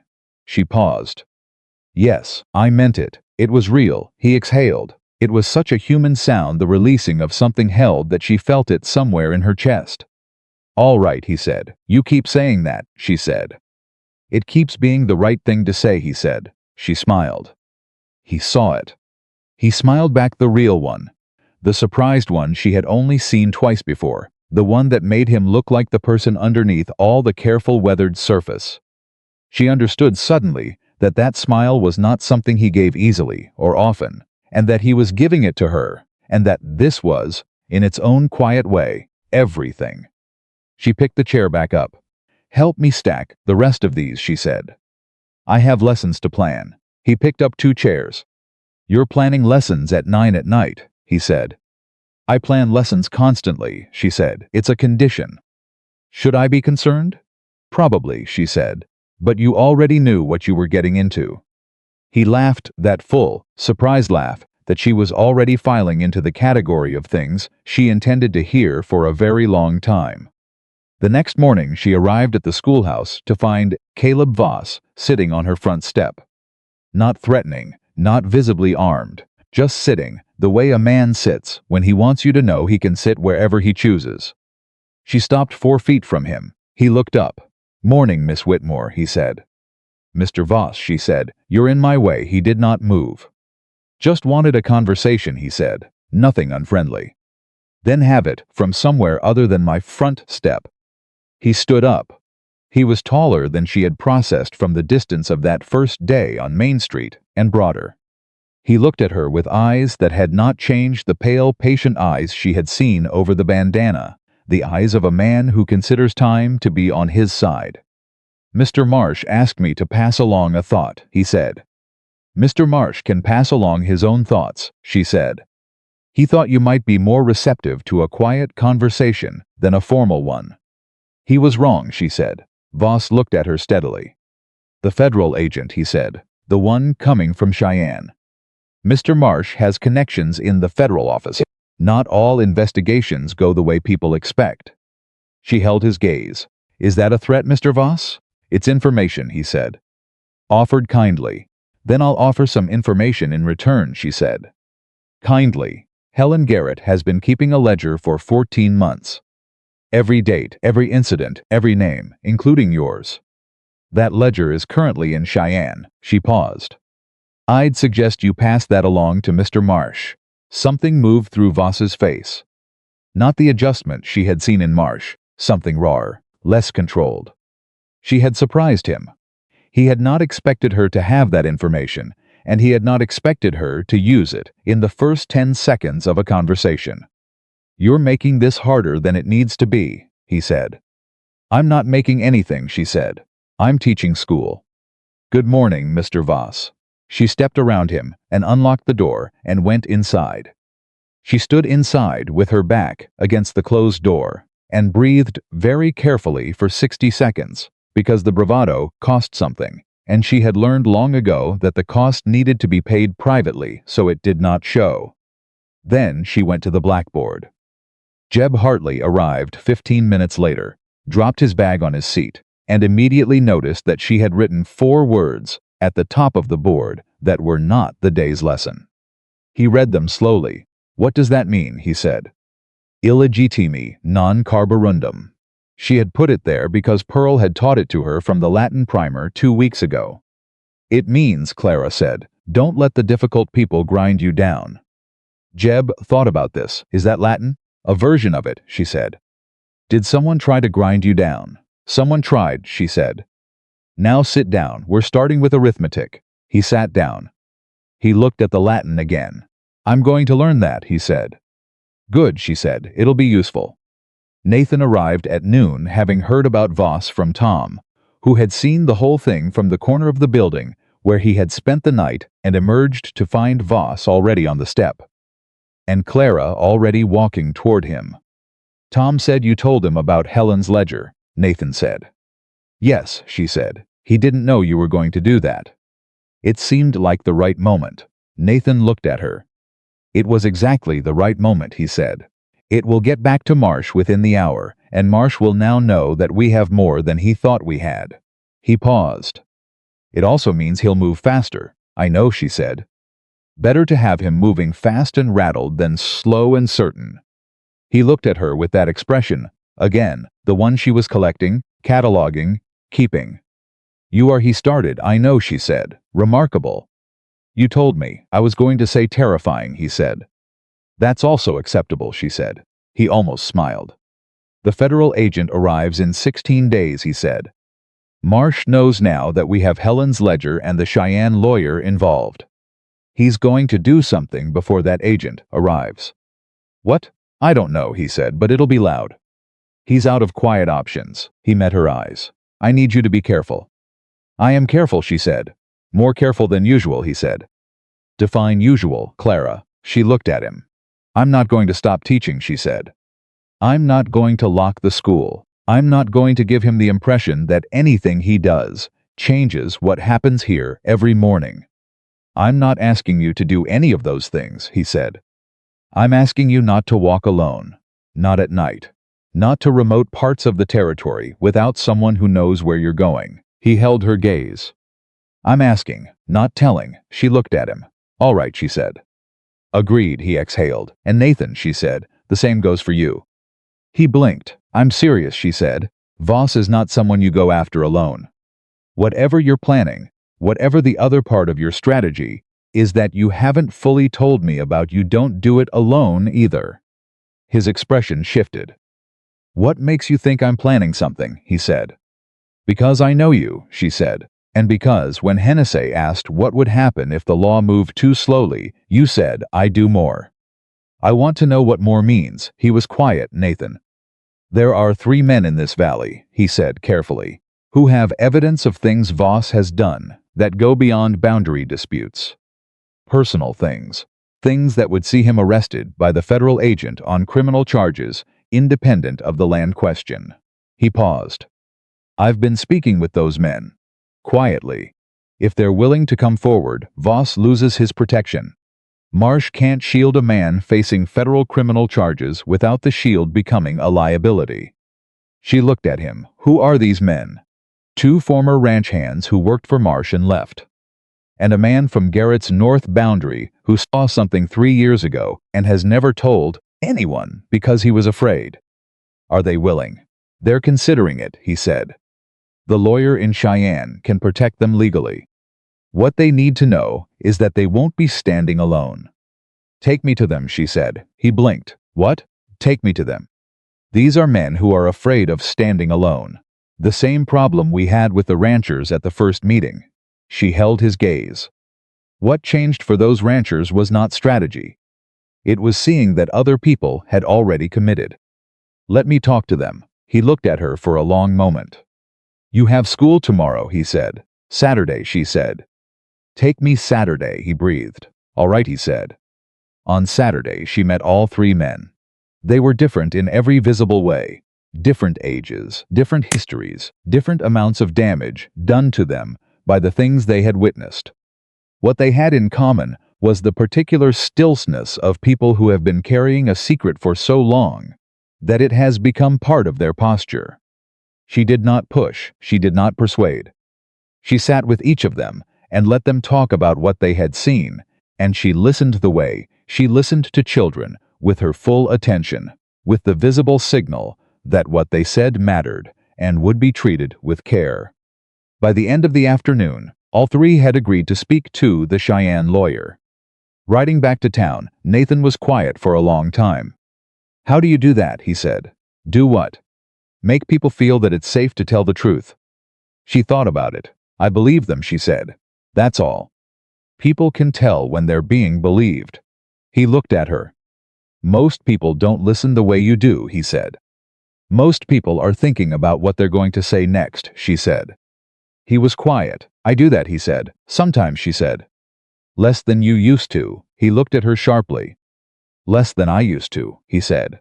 When we first started talking, she said. You listened, but there was always a part of you calculating the next practical step. Planning the next move. She kept her voice light. Lately you just listen. He turned this over. Is that better? He said. For me it is, she said. He was quiet for a moment. Then I'll keep doing it, he said. They rode in silence for a while, and the silence was easy the way it had always been easy, which was one of the things she had come to love about it. She had stopped pretending she was not using that word, even only to herself. She had never been particularly good at pretending. The trouble came on Thursday night. It did not come slowly or in stages. It came all at once, the way things do when someone has been patient long enough and has finally decided that patience is finished. Tom hammered on Nathan's door at midnight. Nathan was awake. He had not been sleeping well since Voss had sat on the schoolhouse step, and he opened the door to find Tom with his horse already saddled, and his face doing the thing faces do when news is very bad and moving fast.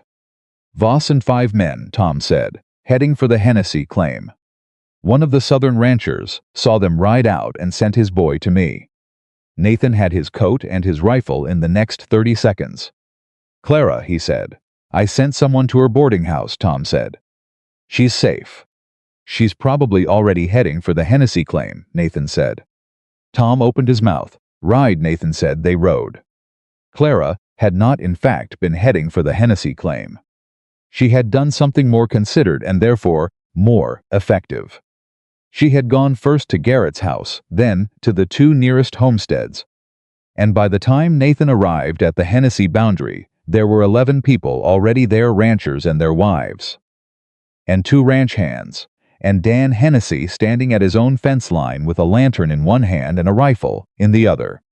And his jaw set exactly like his daughter's jaw when she was not moving for anyone.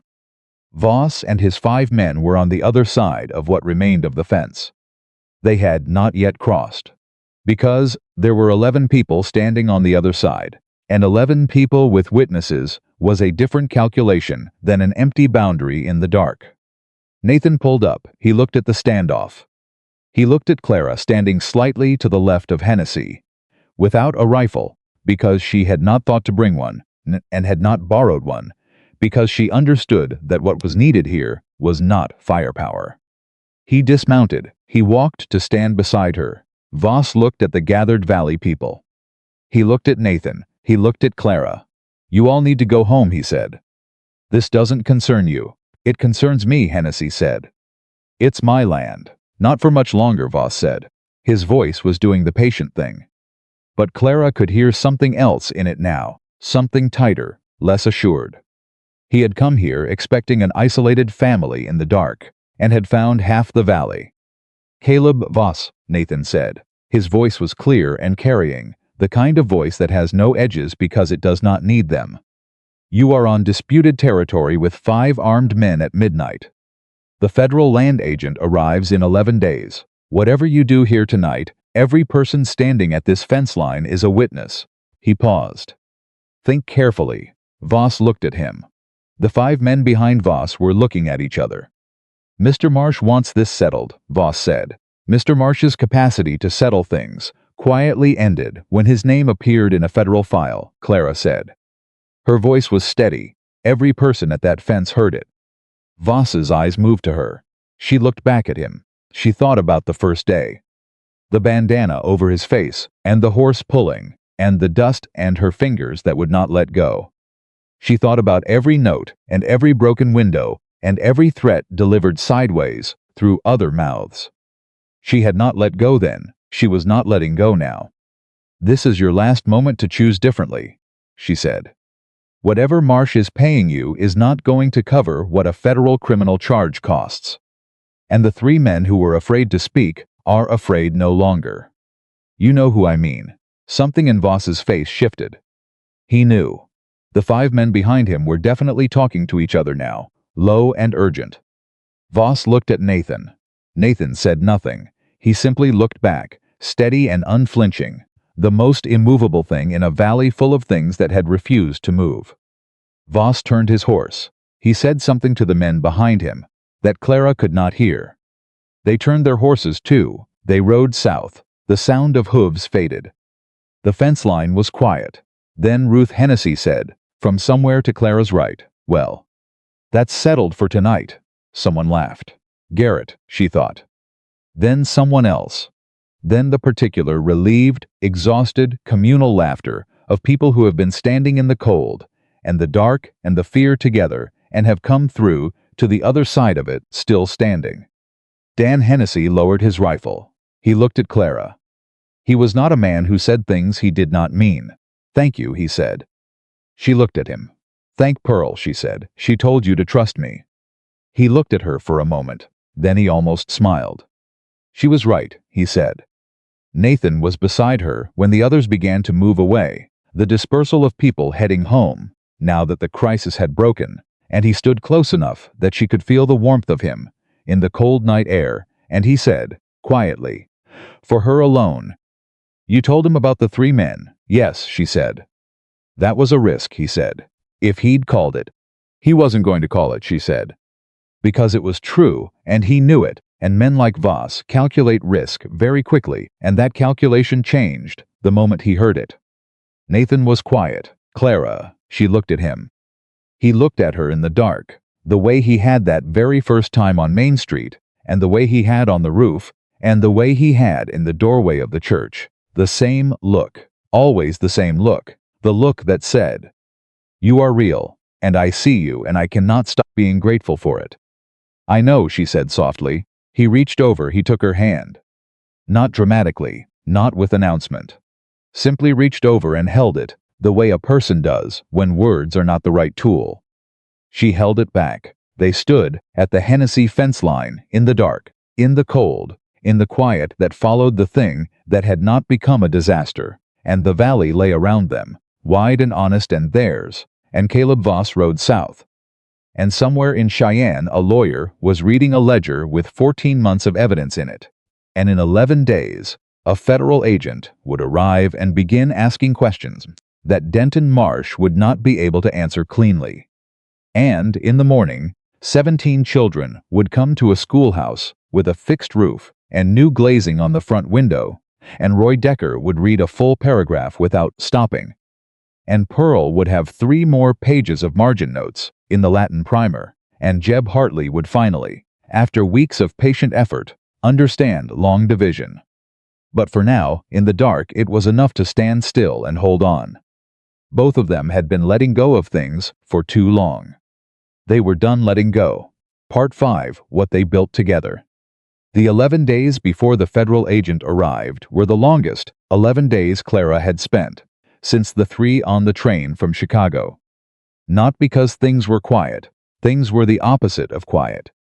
Not the tramples. The valley moved with the particular nervous energy of people who have committed to something large and are waiting to find out whether the commitment was enough. Garrett rode to 2 neighboring properties every morning to check on things. Ruth Hennessy sent food to the schoolhouse, 3 days running bread, a jar of preserves, once a whole roasted chicken wrapped in cloth, without explanation or expectation of thanks, which was the purest form of support Clara knew. Tom stayed at the schoolhouse every night without being asked to continue. And when she told him he didn't have to, he said, "Simply I know," and spread his bedroll in the back room again anyway. Nathan came every day. Not in the way he had come before at the fence line, positioned at the edge of her space, waiting for permission. He came as someone who had been given permission and understood what it meant. He came in the mornings sometimes, briefly, to tell her what he had heard and what was being planned. He came in the afternoons to help if there was something to help with, and when there wasn't, he sat in the back of the room and watched her teach, which she had thought would feel strange, and did not feel strange at all. He came in the evenings, sometimes just to walk with her back to the boarding house, both of them tired, talking about small things, what Roy had done that day, what Pearl had said, whether the north pasture was going to flood before November. Small things, the fabric of a life being assembled stitch by ordinary stitch. On the 4th day, she told him about her father. She did not know what prompted it exactly. They were walking, and she was talking about something else. And the conversation turned, the way conversations do, when you are comfortable enough with someone to let them turn without steering. And she found herself telling him about a man she had not spoken about to anyone in 3 years. Her father, who had been a teacher himself, a real one, with a proper school and a salary and a position, and who had told her when she was 12 years old that the most important thing a person could do was leave a place better than they found it, who had died when she was 22 and left her with his library, and that single instruction and nothing else, because there was nothing else to leave. And she had taken both and built everything she had from them. Nathan listened without interrupting. When she finished, he said, "He would have come to Silver Creek." "Yes," she said, "he would have, to see what you built." She looked at him. "We built," she said. He was quiet for a moment. "Yes," he said. "We on the 6th day Denton Marsh left Silver Creek." Nobody announced it. Nobody made a scene of it. One morning his horse was not at the hotel hitch rail, and his name was not on the hotel register, and the room he had occupied for 6 weeks had been vacated. The key left on the front desk without a note. Clara heard about it from the hotel clerk's daughter, who was 8 years old and had just started coming to the schoolhouse, and who reported the news with the matter-of-fact delivery of a child who does not yet understand that some information is more significant than other information. "The man in the good jacket left this morning," she said. "Mama says good riddance." Clara looked at her. "Your mama is wise," she said. The girl sat down and opened her reader. Clara turned to the blackboard. She did not say anything to the class about what had just been reported, because this was not finished, and she knew it. Marsh leaving Silver Creek was not Marsh surrendering, it was Marsh repositioning, pulling back to wherever men like him pulled back to when the ground shifted under their calculations. He would contact his lawyers in Cheyenne. He would try to contest the federal process. He would look for another angle, because men like Marsh always looked for another angle, and the work of keeping those angles closed was not done. But he was gone from Silver Creek, and the valley could breathe a little differently for it. She told Nathan that afternoon. He received the news the same way she had, carefully, without celebration, but with the particular quality of a man allowing himself one moment of something that is not quite relief, but sits close to it. "He'll fight from Cheyenne," Nathan said. "I know. The federal process gives him options he doesn't have locally." "I know that too. But he's out of the immediate picture," Nathan said. "Which means Voss is out of his authority here. And without Marsh's direct backing, Voss is just a man with a grudge and a criminal history that 3 witnesses are willing to describe to a federal agent." She looked at him.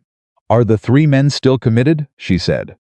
"I spoke to all 3 yesterday," he said. "Yes, all 3. "Yes," he met her eyes.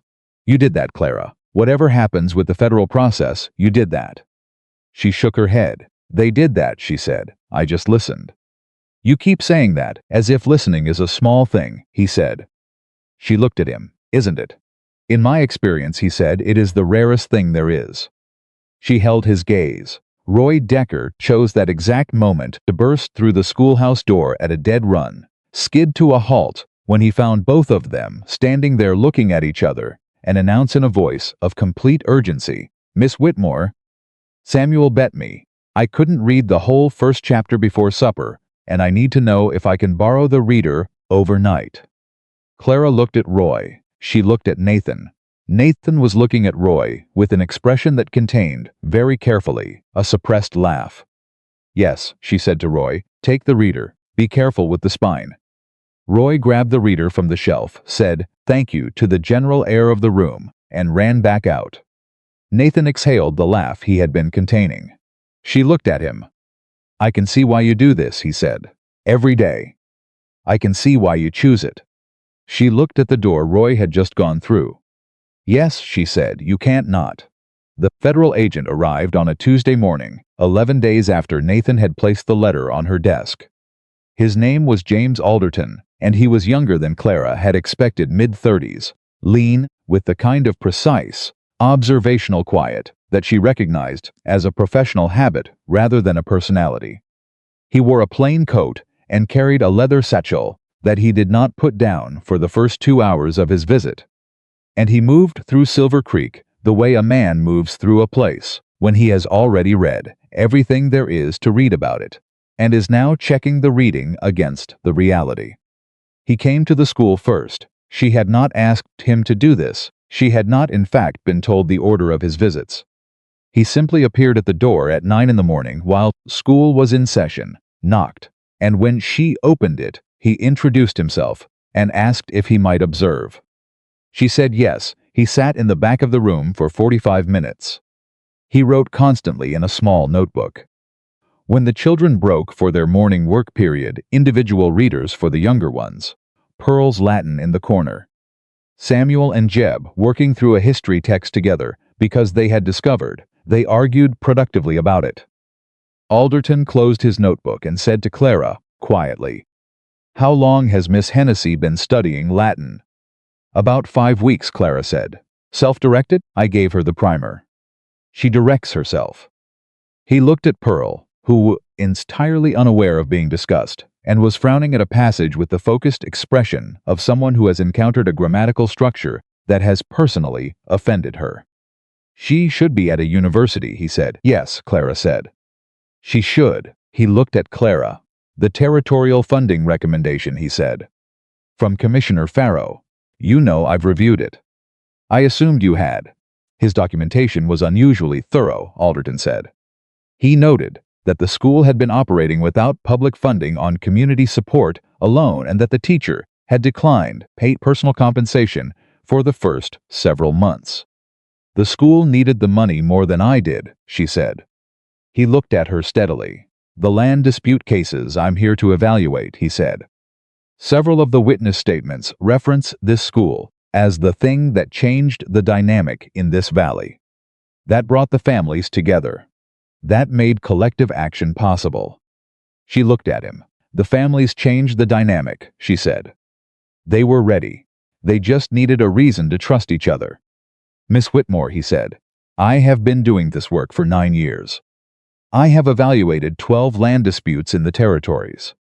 In 7 of those cases, isolated families were picked apart one by one before anyone could organize a response." He paused.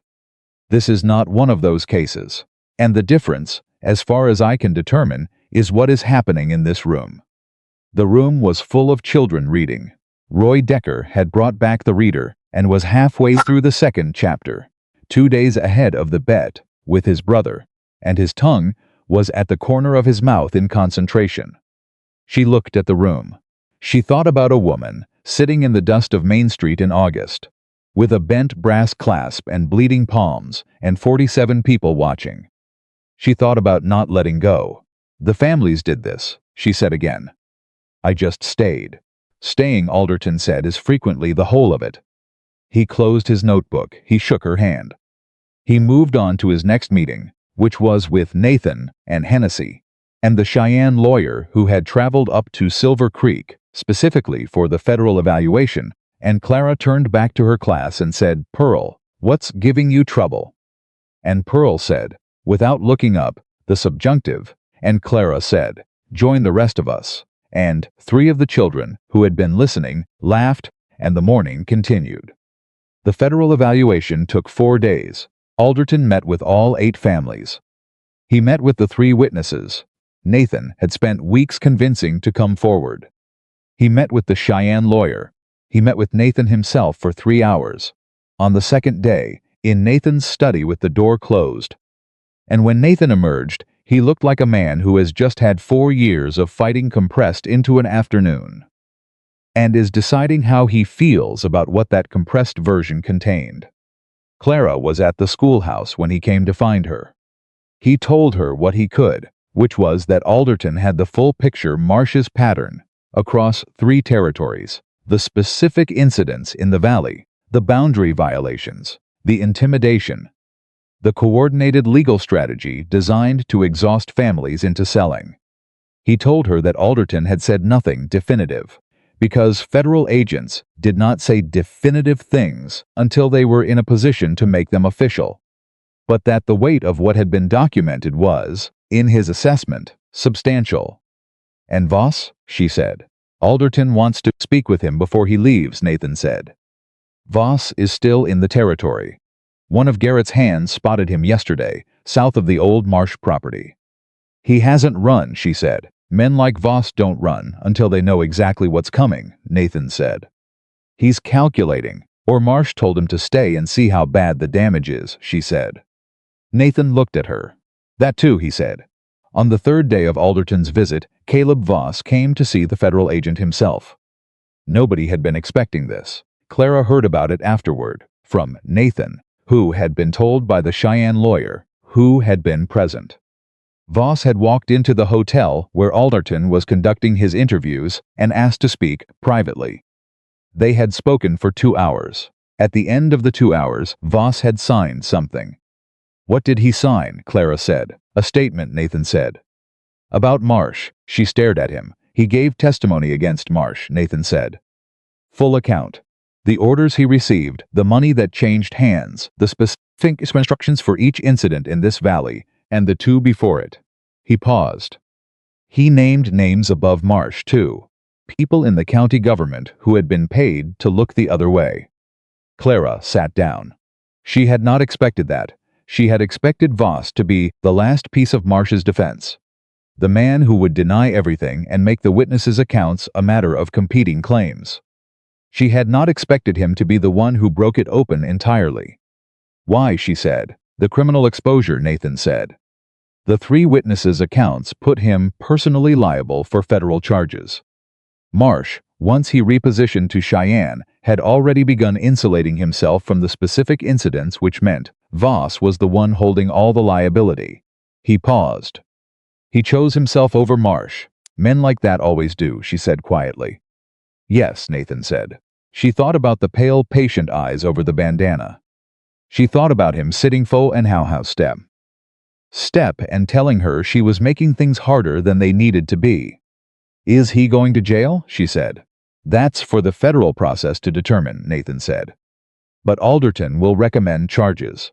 For the witnesses' accounts alone, and now for his own statement, which implicates him, even as it implicates Marsh more." He met her eyes. "Marsh will face federal land fraud charges across 3 territories. The families in this valley will have their claims legally secured. It will take months to finalize, but the outcome is not in question." Clara held that. She held it carefully. The way you hold something that has been a long time coming and feels too large to hold all at once. "The other valleys," she said, "the ones in Colorado and Dakota. The families who gave up. The federal process will reopen those cases," Nathan said. "It won't give them back everything they lost, but it will do something." She nodded. She looked at the schoolhouse. "Nathan," she said. "Yes, your brother's claim," she said. 8 years ago. The men who came to tell him it was no longer his. Were they? She saw the answer in his face before she finished the question. "Not Marsh directly," he said, but the same type. The same pattern. He was quiet. I recognized it immediately when Marsh started moving in this valley. That's why I began watching him so early. That's why I knew what was coming, before most people understood what was happening. She looked at him. "You came to Silver Creek," she said slowly, "with the specific purpose of making sure what happened to your brother did not happen to these families." He held her gaze. "I came to Silver Creek 14 years ago for a ranch," he said. "What happened to my brother changed what I did with the ranch." "You've been protecting this valley for 8 years," she said. "Trying to," he said. "Nathan, Clara. You fought this fight for 8 years, mostly alone," she said, "because the families were afraid to stand together, and you couldn't make them until there was something that gave them a common reason to trust each other." She looked at him steadily. "You needed the school too." He was quiet for a long moment. "Yes," he said. "You could have told me that," she said. "I didn't know how to tell you that," he said. "I didn't know how to say that I had been watching for something that could change the equation. And then a woman sat in the middle of Main Street holding a purse, and pulled, would not let go. And I thought." He stopped. "What did you think?" she said softly. He looked at her. "I thought, that's it," he said. "That's the thing." She breathed. "That's the thing," she repeated. "You," he said. "What you represent, what you're willing to do and not willing to do. What you showed these people was possible." He held her gaze. "You changed everything." She was quiet for a long moment. "We changed everything," she said. He looked at her. She stood up. She walked to where he was standing, and she stopped in front of him, close. And she looked up at him the way she had on the very first day, when he had sat on his horse above her in the street, and said the most simultaneously infuriating and strangely accurate thing she had ever heard a man say to her. "Say it again," she said. He understood immediately. He did not pretend not to understand. He did not deflect or redirect or make a practical comment about the school. He simply looked at her with the open, unguarded look that had always been the truest thing about him, and he said, quietly and without any performance, "I would marry a woman like you." She held his gaze. "The difference," she said, "is that this time, I know you mean it." "I meant it the first time," he said. "The first time," she said, "you meant it as a compliment. Now you mean it as a question." He was quiet. "Yes," he said. "I do." She looked at him for a long moment, long enough that he started to look like a man who is braced for an answer and cannot quite decide which answer he is bracing for.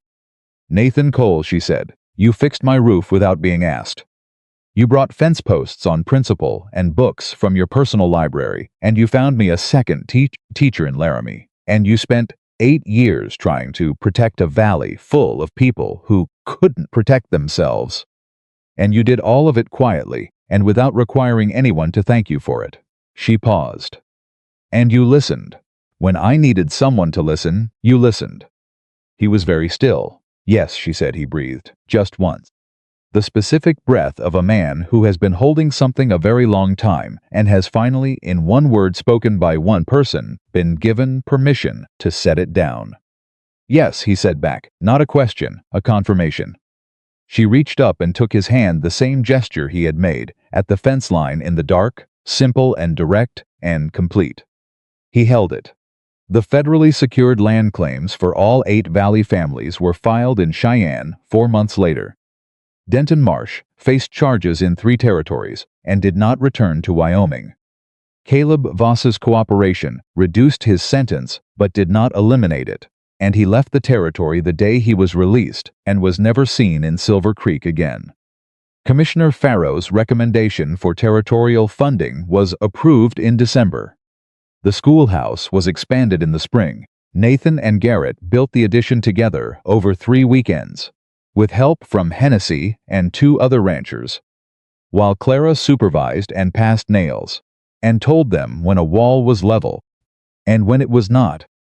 And they listened because by then everyone in Silver Creek understood that Clara Whitmore's assessment of when something was level was reliable. The second teacher from Laramie arrived in March. Her name was Frances, and she was 26 and terrifyingly capable. And within 3 weeks, Pearl Hennessy had attached herself to Francis's Latin sessions with someone who has finally found someone who can keep up with her. Roy Decker finished his first real book in February. It was a history of the westward expansion, which he had chosen himself from the shelf, and when he finished it, he handed it back to Clara and said, very gravely, "That is a good book." And she said, "What did you learn?" And he talked for 20 minutes without stopping, and she sat and listened, and did not say a single word. He came back the next morning with a list of questions. She answered them. He went home with 3 more books. Jeb Hartley began teaching his younger brother arithmetic in the evenings. He mentioned it once, casually, as information, not as a thing requiring acknowledgement, and she acknowledged it in exactly that spirit. And he went back to his work with the quiet satisfaction of a 12-year-old who has discovered that understanding a thing and being able to teach it are 2 different accomplishments, and he has achieved both. Pearl Hennessy wrote a letter to a school in Laramie in April. Not to ask if she could attend, she had done her research, the same way Clara had done hers, and she knew what was required, and that she met the requirements. She wrote to tell them she would be attending in the fall, and to ask about housing.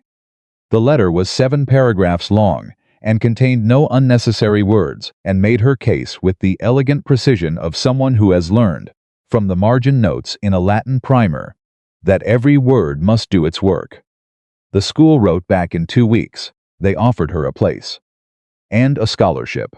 She showed Clara the letter on a Tuesday morning, before the other children arrived, handing it across the desk without preamble.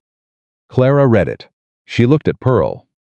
Pearl was looking at her with the same measuring gaze she had brought through the door, on her very first day 7 miles on horseback. Back straight, eyes that said, "Convince me this is worth it."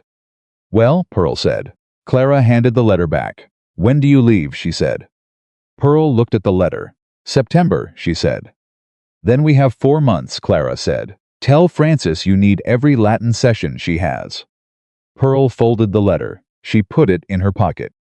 She looked at Clara for a moment, in the way that young people look at the adults who have changed the shape of what they believed was possible for them, not with sentimentality, because Pearl was not a sentimental person, but with the clear-eyed recognition of someone who knows, precisely and permanently, what they owe, and to whom. "Thank you," she said. "You did it," Clara said. "I just listened." Pearl shook her head. "You stayed," she said. "That's not the same as just listening." The other children began arriving. Pearl went to the back row. Clara turned to the blackboard. Nathan came to the schoolhouse at noon, the way he did on most days now, not with urgency, not with news. Simply because noon was when school broke, and they had fallen into the habit of eating together on the step, in the sun, when the weather allowed. He brought coffee. She brought whatever she had packed that morning. They sat and ate, and talked about small things, and the small things had accumulated over months into something that was not small at all, but was the most substantial thing either of them had built in their lives. He had asked her, 2 months after saying yes and yes, what she wanted their life to look like. She had thought about it for 3 days. She had come back to him with a specific answer. She wanted the school, which he already knew, and she wanted to expand it when the funding allowed, which he already knew. And she wanted Francis to stay long enough to take over certain subjects so that Clara could begin working with other territory families who had no access to schooling at all, which he had not known but received without surprise. "And the ranch?" she had asked. "The ranch runs," he said. "It will keep running. Will you be all right?" she said. With all of this, he had looked at her.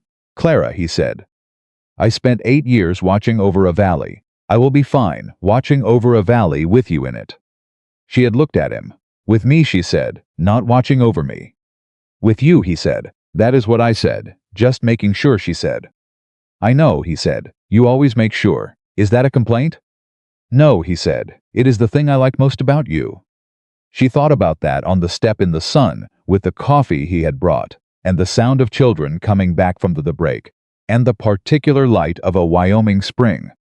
that was cleaner and wider than any light she had seen anywhere else.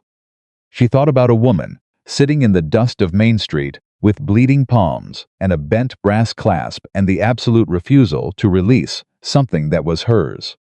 She thought about what it had cost her to hold on, and what it had given her, and the fact that the two things, the cost and the gift, were inextricable from each other, that you could not have had one without paying the other, and that she would do it again without hesitation, every single time. Nathan was watching the children come back in. Roy went through the door at a run. Jeb held it open for Anna, who was still carrying the rag doll. The Pryor twins went in together, talking. Samuel was last, pausing to say something to Nathan that made Nathan laugh. That real laugh, the surprised one, the one she had decided the very first time she heard it that she intended to keep hearing for the rest of her life. He turned and found her watching him. She did not look away. He did not either, she thought. This is it. This is the thing. Not the dramatic version. Not the story people will tell about the woman who fought a bandit in the street, ate, and the cowboy who watched and understood what he was seeing.